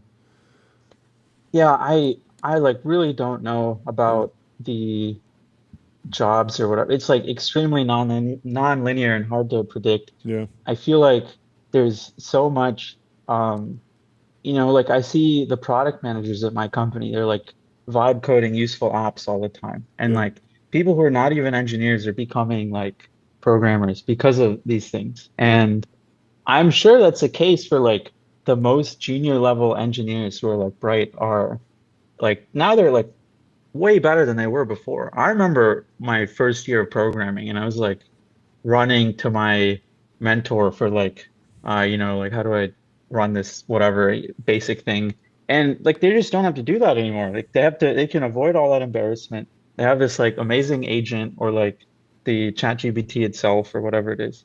To me it would seem like the productivity of an entry level engineer is like just way higher than it would have been like 5 years ago. um, I can't, speak to Yeah. jobs impact in like the 2 years or 3 years What or 10 about years or whatever. what about in terms of like consumer impact? I feel like you still hear people complaining about like my United Airlines app is not as great as it could be, and it feels like in a world where software engineering gets way easier, more reliable, higher leverage, like we should start seeing higher quality software diffuse through the everyday lives of people that Yeah. interface with technology. Does it feel like that's happening, going to start happening, or is there something sort of intractable about an airline booking app that just can't be solved? Yeah. I mean, like, first of all, I don't trust people's vibes on this. Like, I don't actually think they're paying good attention how the United app looked like 3 years ago or whatever. Sure, sure. I'm sure it's actually a lot better. Yeah, Like I've seen the in-flight displays on United and they're like, what is this? It's like space age. It's way better than it was before. hmm. Um, And okay, I don't know that United engineers are using any of these tools. Maybe they're not. Maybe their company doesn't allow them. Maybe they use like some third-party source or I have no idea. But that's what I was saying. Of course, these tools, yeah, I have no idea what time it takes for them to percolate through an economy or like Yeah, when people in like like the non-tech Fortune 500s are using them or anything like that. But I from everyone I've spoken to that works at like say like GM or Ford or something, they're like, "What's Codex?" It's not there yet. Of course not. I hope it will be, but the fact that it even exists is just like exhilarating to me. Do you think Codex has the potential to be a hit consumer product? And end up eating into the market share of some of these new vibe coding, companies? Of course, but also I think they're very excited, like even just the cursor people, because I don't know, like there's like a competition between OpenAI and like Anthropic, and that's probably good for them. I don't know. It's hard for me to say, but I'm pretty sure that Cursor's killing it and are very excited. Yeah. How are you using the various products? It seems like you're using Codex all the time. Are you using Yeah. Codex on mobile as well? Are you in sort of like wake up in the morning and you have an idea, or like a shower thought? And I find myself doing this with just GPT-5 Pro queries or deep research queries. I have some idea, I fire it off, and I Yeah. just wait. But I'm not writing a ton of software. Are you having a similar experience that I'm having with just knowledge retrieval in code generation, where you might be firing it off like when you're in the bathroom and getting dinner with someone, and you just have a second, you just fire something off? No, I'm just like not a hardcore enough engineer to be Okay. doing stuff like that. But I definitely use like 5 Pro or whatever all the time, Yeah. just to whatever random idea comes to my head. I Yeah. wake up, I'm like researching some, I don't know, some statistic or like Yeah. setting off some query, like what percent of the economy is like software engineers or Yeah. whatever. I How, don't Yeah. know. how much Yeah. how much do you think you personally cost OpenAI monthly? Like, how much are you A personally? lot, a lot. A lot. I can't say, but a lot. A lot. What about other use cases? I mean, we saw that a lot of people are using these models for like life coaches and just people chatting. And I've never really gone down that path. I don't know. Maybe I'm just busy, or I talk to Jordy all day long, so I don't have a lot of room for that. I hit knowledge retrieval constantly. Like the GDP of some country, yeah, give me the full history of it, build a bar I did a chart, deep write research report code. yesterday on the capital of California. Thought exactly. for 59 seconds. Yeah. It Oh, ran 100 searches. I hit that stuff all the time, but I haven't gotten in any sort of flow of asking for interpersonal advice, life coaching, therapy, any of that stuff. Have you had any luck, or is that just like is that a skill issue, or just personality, or a certain type of person that uses things that way? Like, how do you think about that use case? Um, I've definitely used it in like a tough corner. Like, Mm. what decision do I make? And I Mhm. like have it discussed with me. Yeah, Uh, I don't know. I'm probably not a typical user because sure. I like read what it says and I'm like, oh, this one seems kind of like bullshit, and this is like a great point, and Yeah, I like weigh it and ignore it and whatever. But uh, yeah, I think actually New Sonnet was an amazing model for this, and this was yeah, what they called Claude 3.5 Sonnet New. yep, Um, and I think that kind of invented this genre of like, I ask Claude for everything in my life. And yeah, I think like the latest GPT models can also do this, but like, um, yeah, there was like memes going around about the Claude boys back then who just yeah, like, yeah, like literally everything they do, they'd run it through Claude. yeah. It's a bit weird for sure. Like, are you, are you being puppeted by an AI? Like it's a bit loss of control vibes. It's Yeah. I feel like my but interactions with AI are getting less back and forth over the last 2 years. I used to chat back and forth and ask a lot of follow-up questions. And I feel like now if I just talk to GPT-5 Pro on voice mode for a minute and give it a bunch of context, it's going to come back with a very thorough answer that I might have one or two follow-ups on, but I'm not yeah, really, I certainly don't have this concept of like, there's one chat that's like fine-tuned at this point on this particular oh yeah, my economics chat, I go over here when I'm asking an economics question, like everything is done at just like a new chat router level, basically. Is that kind of mirror your experience? yeah. I do think um the OpenAI models are built for that. It's Yeah. like single turn, think really hard, get Yep. you the right answer type Yeah. of thing.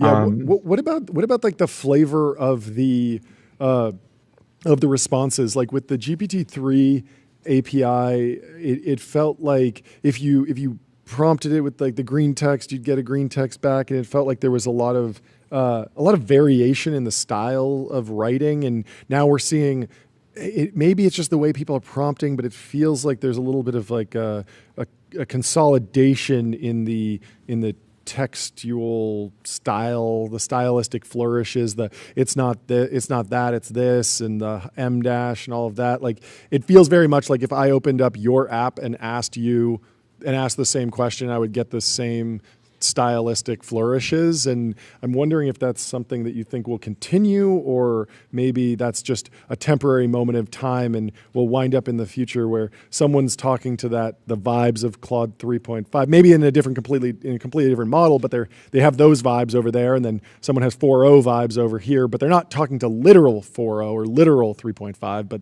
they've kind of landed in a local minima of this is the tone that they like for all of their interactions. Yeah, these are great questions. I mean, like the GPT-3 model to me was like my first feel the AGI kind of like hair-raising moment. I remember playing with it and just being like, oh, this thing's intelligent in ways that are like, yeah, just like non-trivial, creative, etc. But people are also like too rosy about like the base models. They just don't. They're like extremely random. They don't even have a concept of, like we talk about hallucination, but what the base model is doing is only hallucination. Like it's not, maybe 1 out of 20 completions will have a coherent, like front to back, like sensical text. And there are people who can do like magical things with it, but there's a reason there was no like GPT-3 moment, and there was like a ChatGPT moment where like it took off among consumers, and same with like Claude and whatever, right? But there is like at all these companies, there's this what do you call it? Like a path dependence of post-training. So like the models sample and you collect comparisons between model samples, and you're like, I shouldn't talk too much about post-training, but like the point being, like you are very reliant on the previous generation of models to train your next model. And so there's like some style burn-in that goes on. Sure. And like the late Claudes resemble early Claude, and like the late Groks resemble early Grok, and so on. And like they all have some similarities, probably because of like, well, I mean, they're all training on the same giant data set of the internet, more or less. And they also have like these common data sets. I guess I just wonder if like there's demand from people for more variation in vibes. I was asking Mark Chen about this, where I was like, everyone was saying GPT 4.5 had a big model smell, better like flavor to it, better writer. But deep research was the one that could get you all the results. And I was like, so is the best practice for me now that I should like run a deep research report and then take that to GPT 4.5 and say, hey, rewrite this better? And I'm wondering if there's some world where there's just demand for like, I like a lowercase person to chat with. I like really punchy. I mean, I guess you can kind of put that in the prompts, but I'm wondering if that's like at some point going to be an emergent property. I think you should try the Five thinking model if you have some use case like that. But okay. Yeah, it's the same thing basically. Yeah, I mean, does that work for you? Yeah. I mean, it's honestly like I'm fine with the I like the flavor and the vibe that it comes back to me with. It is impersonal, but that's exactly what that's exactly what I'm hitting it with. And I want that. I want it to be an assistant. I want it to be a helpful assistant. I want it to be like a textbook. I want bullet points. I want M dashes. I want clear analogies. And so I'm very satisfied. So I'm wondering if, maybe it's just a revealed preference versus stated preference, but it seems like there's a lot of stated preference out there that people are sick of M dashes. And if it's not this, it's that. And it's certainly like a tell that someone used an LLM, but I was just thinking more about like how if there really are people out there with the revealed preference, with the true preference for something, and will the models eventually be able to be many things to many people, show a different face to every single different Yeah, person? absolutely. I mean, Yeah, I think the end stage is like extremely personalized models that yeah, speak to you, guess even before you even tell them yeah, what it is that you want the model to sound like. yeah, And I see no real reason that's like not possible. yeah. Just a matter of doing it. And the what else? Do you think Uh-huh. memory will start to be like feel like more of a moat as products like Pulse get more popular? It feels like this is the first time that I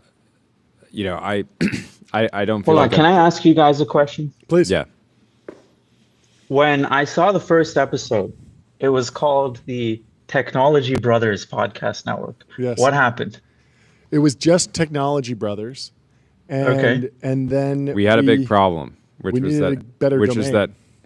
our community, Teapot, Uh-huh. and the tech community broadly honored that we were calling it Technology Brothers. But when journalists would write about Technology Brothers, they would introduce us as John and Jordy, the Tech Bros, and they would shorten it, which was Okay. massively disrespectful. And so Yeah, and once that's we not good. realized we were doing our life's work, we did not want to spend the next 30 years everywhere we go being introduced as the Tech Bros. And so, Yeah, that's disrespectful. If they yeah, had called you Jordy and John, the Technology Brothers, that's I like we that's would have we beautiful. would have kept riding Yeah. with it, Yeah, but it was a big Yeah. problem. it's a battle we lost. But Okay. I believe you credited me with that one. You pulled up a tweet on the first episode, yeah, you were where one I of the first people to truly expand Tech Bros into Technology Brothers. So I thank you think for so. popularizing the term. What do okay, you I what do you accept think? your change. Yeah. What do you think of what Thinking Machines has been putting out lately?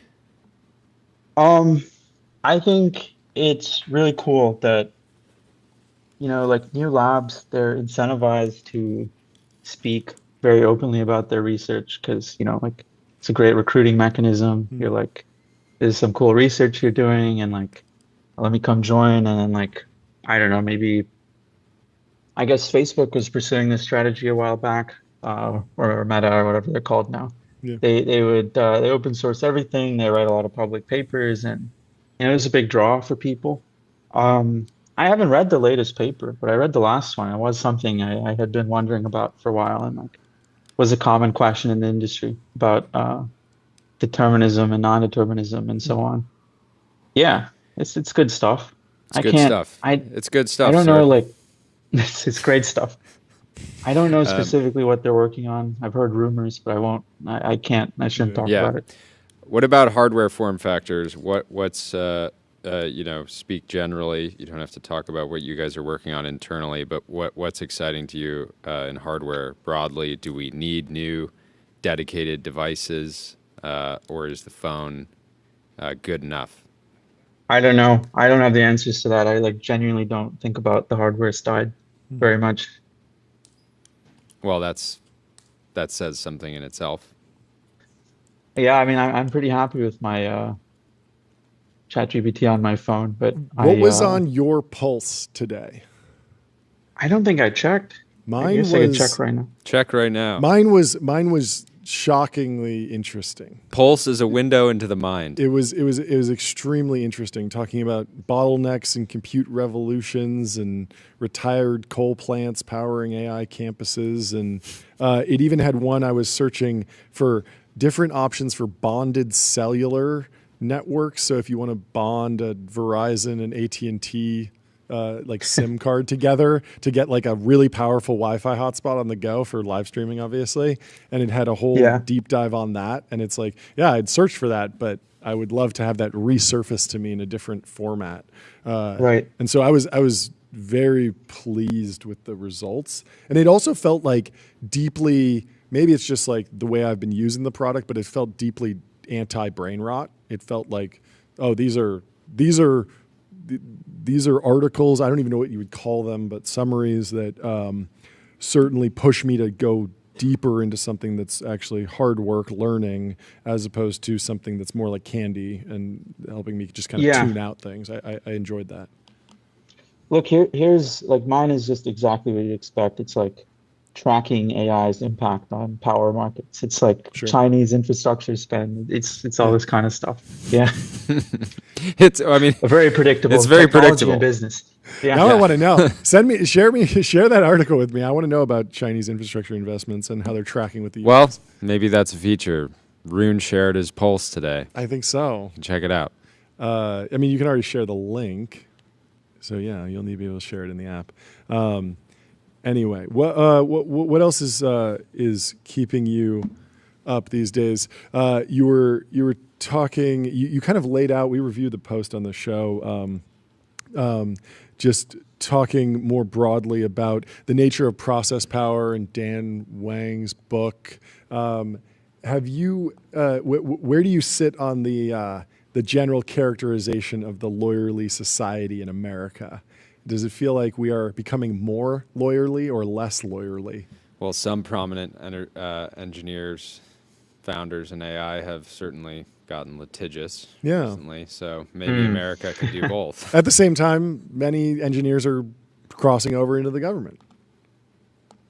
Yeah. I guess what is interesting to me is like the extreme depth of the capital markets in the US, where like one company can raise hundreds of billions of dollars on infrastructure spend. And together the industry is spending, I have no idea. Like you guys probably know the numbers better than I do. And that's very interesting. Yeah. So where are the like, if it's like such a lawyerly society, why are we able to do this? Like why are we That's able to interesting. spend so much? And of course it's true. Like if you look at like the west side of San Francisco, it's like it should not be this like rows and rows of single family houses. It's like quite a waste. It's quite a shame. But there's many things like that people have talked about ad infinitum. Yeah. But in general, it's like, okay, like Elon Musk showed up and he revolutionized two industries, right? Like the space travel and the electric car. cars. And I'm sure he fought with regulators and like there's a bunch of lawsuits and whatever, but like, his I guess his will to power or whatever made it work. And so I am always a bit skeptical when people say like, the US is impossible to innovate in because of regulations or it seems like it's getting done. People do it. Yeah, maybe like the highest level of government is more lawyerly in the US than China, but I don't there's also benefits to that, which Dan Wang talks about, like there's no I don't want to get into it, but I think you guys know No. the upsides of the Yeah, great yeah. rule of law and whatnot. I do wonder if, I mean, that's kind of the odd counter take is that maybe the depth of the financial markets is actually an outgrowth of the lawyerly society. When you have a bunch of lawyers who can create robust contracts where somebody feels comfortable parting with $10 billion, $100 billion. Is that a function of engineering? It might be a function of financial engineering in some ways, but it is also a function of strong legal contracts and the work of lawyers to be creative, but also fair in a way that instills confidence in the capital markets, such that a company is willing to That seems right. to deploy $100 billion and know that there's at least there's an understanding of the pathway to the return on investment, and that there's less uncertainty. Well, on the other hand, you have TikTok allegedly selling for $14 billion, Sure. which I'm sure is less than what was spent to grow TikTok in the U.S. I don't know, But that's more Yeah, I government feel like intervention. it's worth a couple more zeros than that, but Yeah. yeah. Just a couple. It does seem. Do you think the Gartner hype cycle is being over applied in the context of AI? Do you think we could just have a straight line acceleration and there's no trough, or are you trough pilled? I just don't get this thing where people like overlay graphs and they like do this like high level pattern matching when it's like, okay, like let's look at the basics, which is to me the basics are codecs, which is Yeah. like literally as of 2 months ago, this was not a thing. And now it's a thing. And it's like Yeah. to me a mind-blowing product. Just I can't I can't stress this enough. Um and okay, like that alone is going to create just enormous revenue streams for both OpenAI and Anthropic, I assume, and Cursor.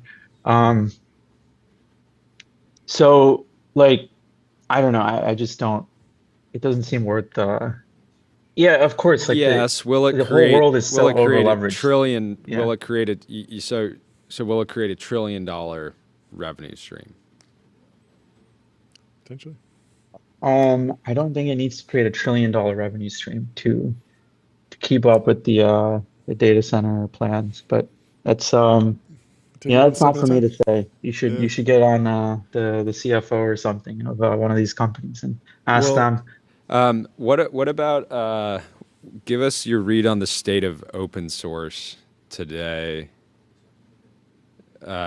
OpenAI's open source models were demanded, they were released, and then you don't hear, there haven't been a lot of noise surrounding them, but certainly a lot of noise coming around some of the Chinese open source models. But what's your kind of high level current thinking on framework? open source models. Yeah. Yeah. Well, there's two takes on that. One is that people demanded it, but they didn't actually want it. Yeah. The other is that maybe the OSS model just wasn't meeting the market needs, or like it was not good at whatever it is the market wanted. Um, I don't know.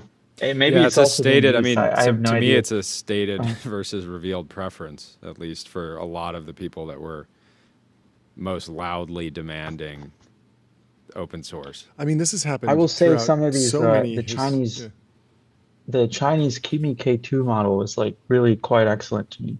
Sure. It's a great writer. Okay.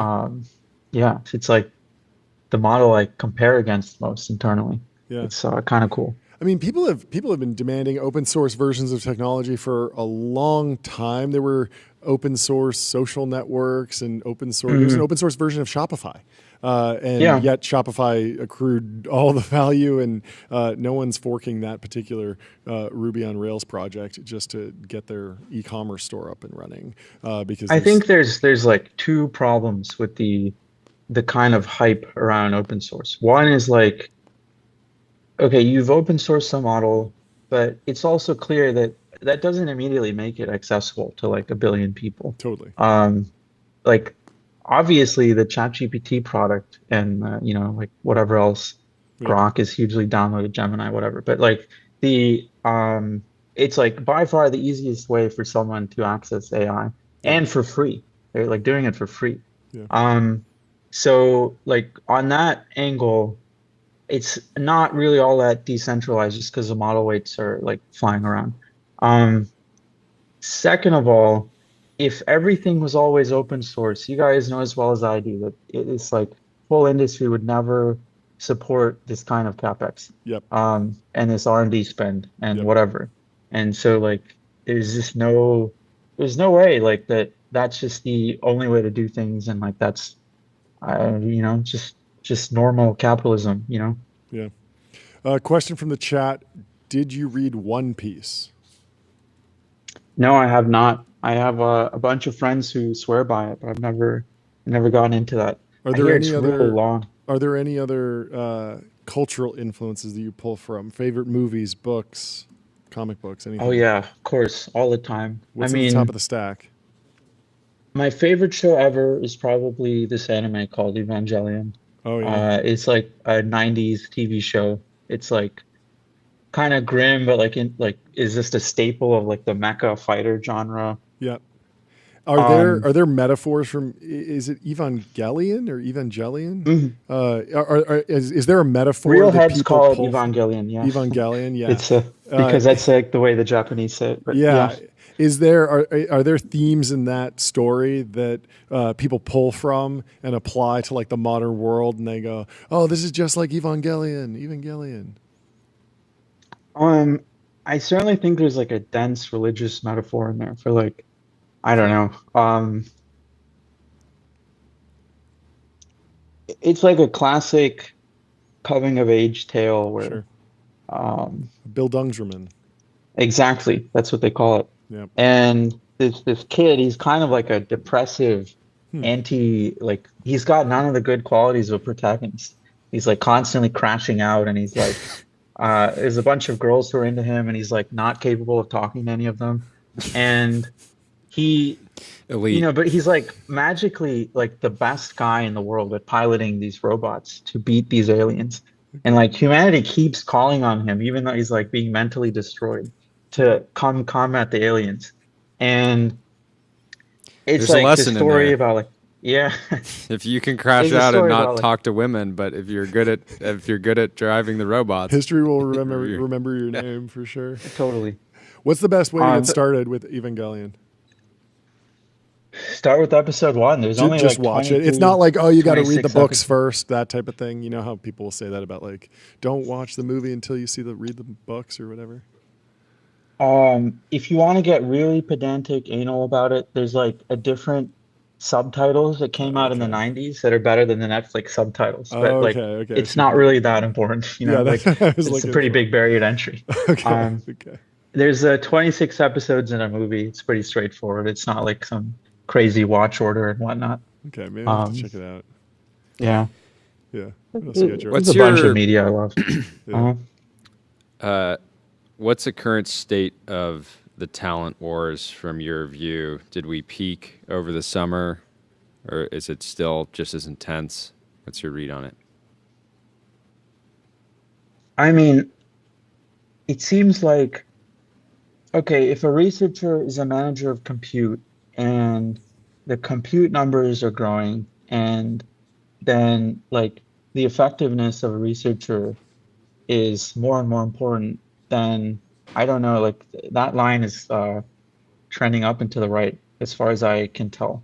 But do you guys agree? Does that logic make sense? I don't know. Yeah. Like, 100%. Yeah, I think the logic makes yeah. I sense. just think it's interesting that we're seeing essentially the same thing play out that we've seen for, I don't know, for generations in entrepreneurship, where a founder can marshal capital and have leverage and incredible economic upside. And now we're seeing founder level wealth and financial outcomes applied to employees, which is just a different thing. It used to be, in order to get the big numbers, you had to go build something externally, and then the board would justify paying you a bunch to bring it in house. And now it feels like companies are more, they've actually just cracked the code on, hey, come work here, build this thing that's going to deliver a bunch of value, and we will pay you like you're a founder that was out in the wilderness and we acquired in. And it feels like it's, in some ways, it always should have been this way. It feels like an acqui-hire to me, like just some sort of distributed acqui-hire. Totally. Um, Yeah. There Yeah, used that to was be, okay. that was my framing for it. You Yeah. just have to look at it as an unauthorized distributed acqui-hire. Yeah. It's like, Okay, and like how much did Zuck pay in total for all these researchers over the course of 4 years? yeah. Is it like that enormous? Is it like I don't know, like compared to Certainly the not value they're relative to the going to market generate cap. for him? Certainly not Yeah, relative yeah, to the market cap. yeah. And especially if you just think about, like, even if you take the boring view of like AI is just another business line that they need to be in. You know, it's like, oh, they're spinning up a new division. It's like, well, if the new division drives 10% of their revenue or 20%, it becomes a significant business line. Investing 1% of your market cap makes a ton of sense to actually just like be in there. There's way more complicated dynamics there, but even if you just saw it as like, we need an infrastructure team, we need a database team, we need a front end team, it's like you need an AI team, and you're going to have leverage in this case. What do you think about this Rich Sutton take that's going out, just dropped on the Dwarkesh show? LLMs are maybe not bitter lesson pilled. This idea that we need, an entirely new format. People have been saying this for a very long time. Deep learning is going to hit a wall. Then we come out with something new. What are your thoughts on the father of reinforcement learning potentially not thinking that LLMs are bitter lesson pilled? I think this is a common sentiment at like DeepMind that they were always like they kind of held language models with a bit of like, this is icky. This is not pure Mm, because we're not starting from scratch. mm. We're learning from the human internet, and that's like, that's not, it's not pure in some sense. Unlike say AlphaZero, which is learned from nothing. Like you just self-play yourself to superhuman performance. Um, so yeah, like maybe it's not completely the most bitter lesson pilled paradigm in the world. But like, I don't know, that doesn't mean to me that it won't like reach extremely useful levels of intelligence. And I don't, you should ask It Ilya, not already me, is. about that. It Yeah. already is Yeah. really useful. Like, yeah, Yeah. it's like the question of like, will we get value out of this is like answered by DAUs and just a million anecdotes of people that use the products. In my opinion, Jordy, anything else? Oh shit! I got a lot more stuff, but we're over time. Yeah. Thanks so much for coming on the show. Glad we finally course. made this happen. Thank Great. you for posting the posts that make this show possible. Yes. We truly enjoy covering everyone. John, you want to hit the gong for Roon? Yes. Congratulations. Well, Can't get out without a what's gong. that an number? honor. 250. What an honor. 250,000 followers on X, I believe, is roughly the number, something like that. It's definitely gong worthy. There we go. Hit it. Good stuff, Roon. Thanks for coming. Thank you for your thoughts and your posts, and have a wonderful Friday. Have a great weekend. Thanks for having me on. We'll talk Cheers. to you soon. Good stuff. Let's go back to the timeline, run through some posts before we get out of here. Fermi already. Everyone in this company was given a Whoop and is required to share their data. This seems like something we would do with 8 Sleep. Is this? I used this to assign more work to those who are sleeping a little too well. You are a healthy military-aged man. Why do you need 8 hours of sleep? Because you need a high sleep score. But this is a lot of fun. I believe Omar Wasim, I feel like I've met him. Anyway. Where should we go? There's some big posts. What is up with this bagel, the pop-up bagel shop? Do you know about this, Jordy? Chris Never been a bagel Corner fiend. says, I'm calling it right now. This will be the next billion-dollar franchise brand, the next Crumble. They're copy-pasting the Crumble playbook, a playbook I'm not familiar with. 300-plus franchises sold in the first month. 2 to 5 million gross per store with 25% net margins after fees, lines out the door. So I'm not familiar with the Crumble story.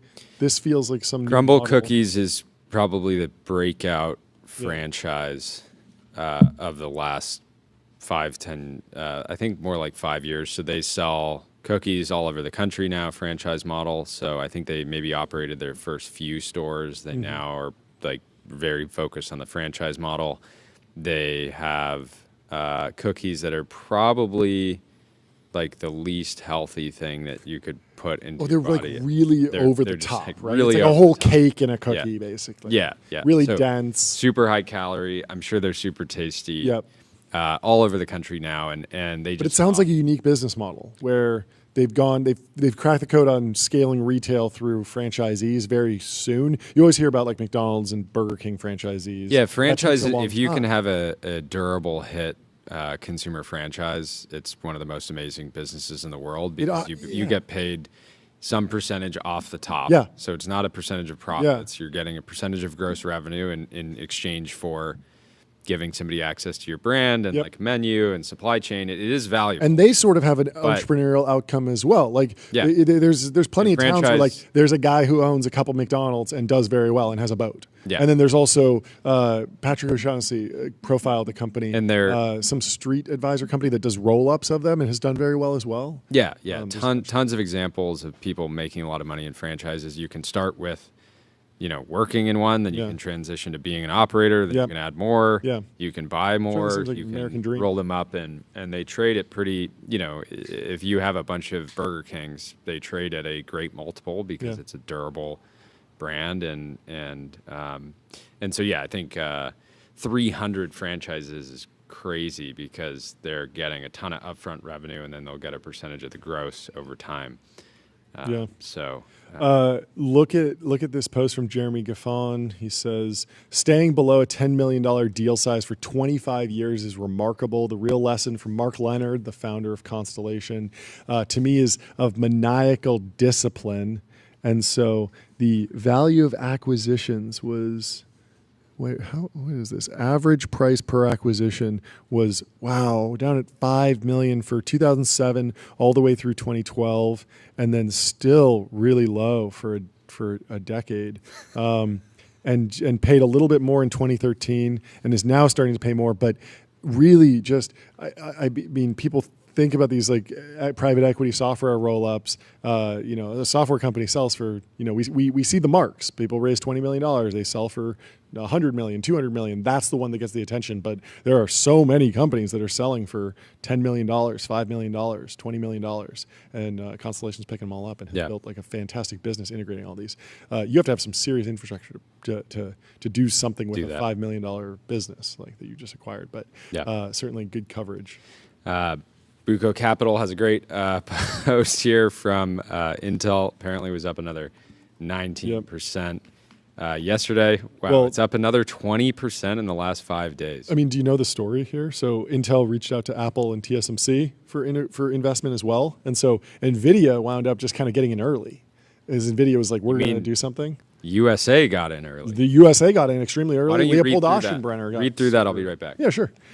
So the news is that Apple and TSMC might be playing ball, might be open up the checkbooks for Intel.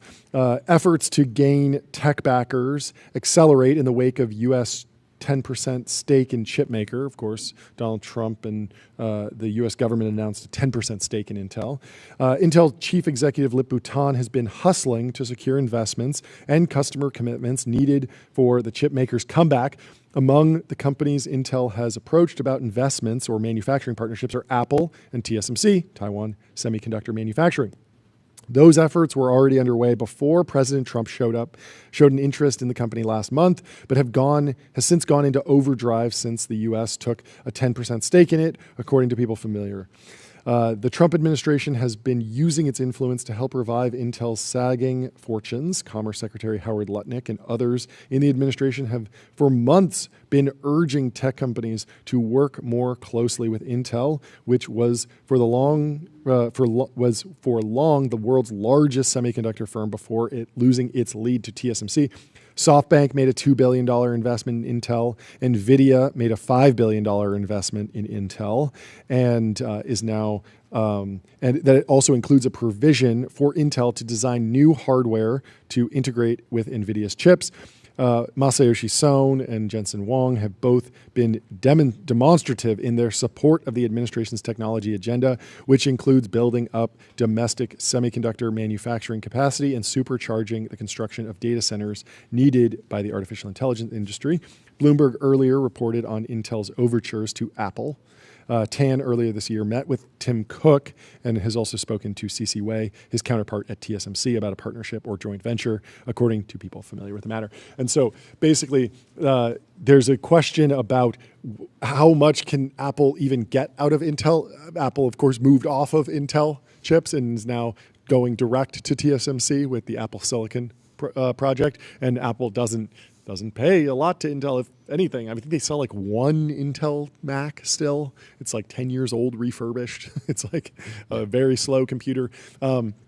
But of course, there are still things that Apple needs Intel chips for in the server and to run their data centers. Like every company is kind of a customer of every other company, so there's probably something to be done there. But the question of like how would an Apple Intel deal actually work is way less clear than an NVIDIA Intel deal, because NVIDIA sells the Hopper chip, but then they sell Grace, which is the CPU. They call it Grace Hopper. And you got Donald Trump, who led the Series A. He did. Now Intel is trying to raise the B, yes. And the Series A lead is going to look at potential B leads and say, hey, come on. It's kind of like that. I think the better analogy is more like the Series B lead is going to the Series A lead and saying, because Apple and Intel grew up together. Apple exists because Intel exists. Apple would not have been able to build that MacBook Air that we saw from 2007 without Intel. There was an Intel chip in the Mac for a long time. And so Apple's been a beneficiary. Front and center in the marketing. Exactly. Intel inside. You're buying this new computer because Yes. And so Apple has gotten so much out of Intel. They're so rich. They have deep pockets. They have tons of cash. And so the Series B lead is saying, hey, I'm gonna do a bridge round here, but the Series A lead's got to come in if they want to maintain their position, or they're getting crammed down. Crammed down in this position, in this scenario, is getting crammed down in tariffs or getting crammed down in taxes or some other thing. It's all part of this art of the deal craziness. But it does seem like if you're Apple, you say, hey, there's a way to extend an olive branch to the administration with their technology agenda. They want to bring back semiconductor manufacturing in the United States. We're just going to see this as an investment. We could put our money in treasury bills. We could put our money in Intel stock. Let's put some money in Intel stock. It makes everyone happy. And so that might be that might wind up being the nature of this deal. But then at the same time, it's totally possible that Apple wants to do some sort of new chip design, and they want to go to Intel, and they want to fab it with Intel, and they find a way to do that. There is a world where Intel becomes a manufacturer for Apple Silicon chips, because they are trying to get their most cutting edge node off the ground. They don't have customers. This is the famous thing that Lip Bhutan said on that quarterly earnings call that panicked everyone. He was like, the big thing that we've been planning, no one wants it. And so that raised alarm bells, and that's where all this kind of came from. And Apple could potentially go to them and say, hey, yeah, the next iPhone chip or the next Mac chip will work with TSMC. We're happy with TSMC, but we'll also work with you, Intel, on your new fab that gets up and running if you can deliver at these levels. And how are they going to deliver on that level? They need a lot of cash, so we're also putting up the cash. Yeah. And so another sort of circular deal, but the administration is kind of like greasing the wheels of all these deals to hopefully get Intel back on its feet and restore American semiconductor manufacturing. Feels like a war. Meantime, Leopold's printing. In the meantime, Leopold is printing. So congratulations to him. What else is going on? You shared a story about a Radio Shack Ponzi. Well, this was Ty Lopez. Oh, yes, I'm familiar with this. He did something. He managed to raise like hundreds of millions of dollars for the new Radio Shack brand. Yes. I think turned into crypto. He was buying all sorts of interesting things. Rev's primary business. So Ty Lopez is famous for the Here in My Garage guru video that was sort of a book club, I think, at the bottom of the funnel. Sort of a how to get rich, educational, inspirational, hustle type genre of social media influencer. Huge buyer of YouTube ads in the early days. Everyone saw that Here in My Garage video. But he went on a spree. Rev's primary business was purchasing distressed retail companies with name brand recognition and converting them to e-commerce only businesses.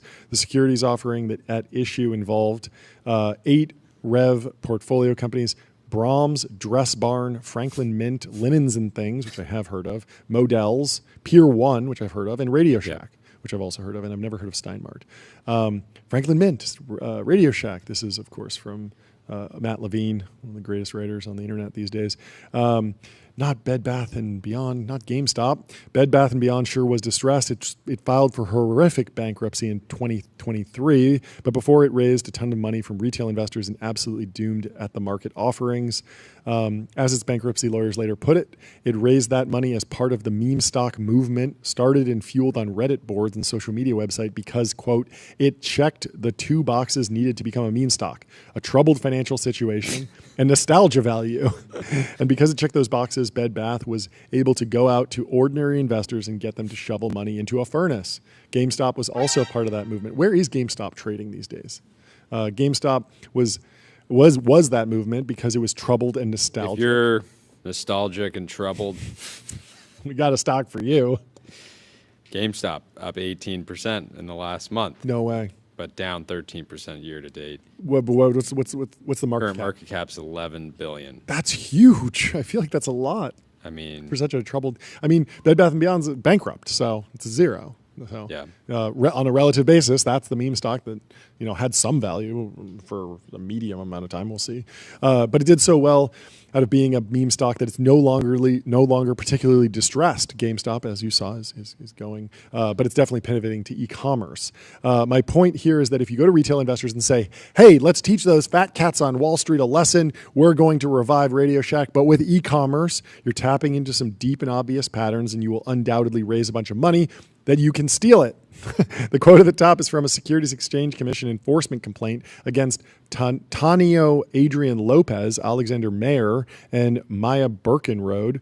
Bloomberg News reports a company that snatched up distressed brick and mortar brands, including Radio Shack, Pier 1 Imports, and promised investors big returns in a pivot to e-commerce, operated like a Ponzi scheme.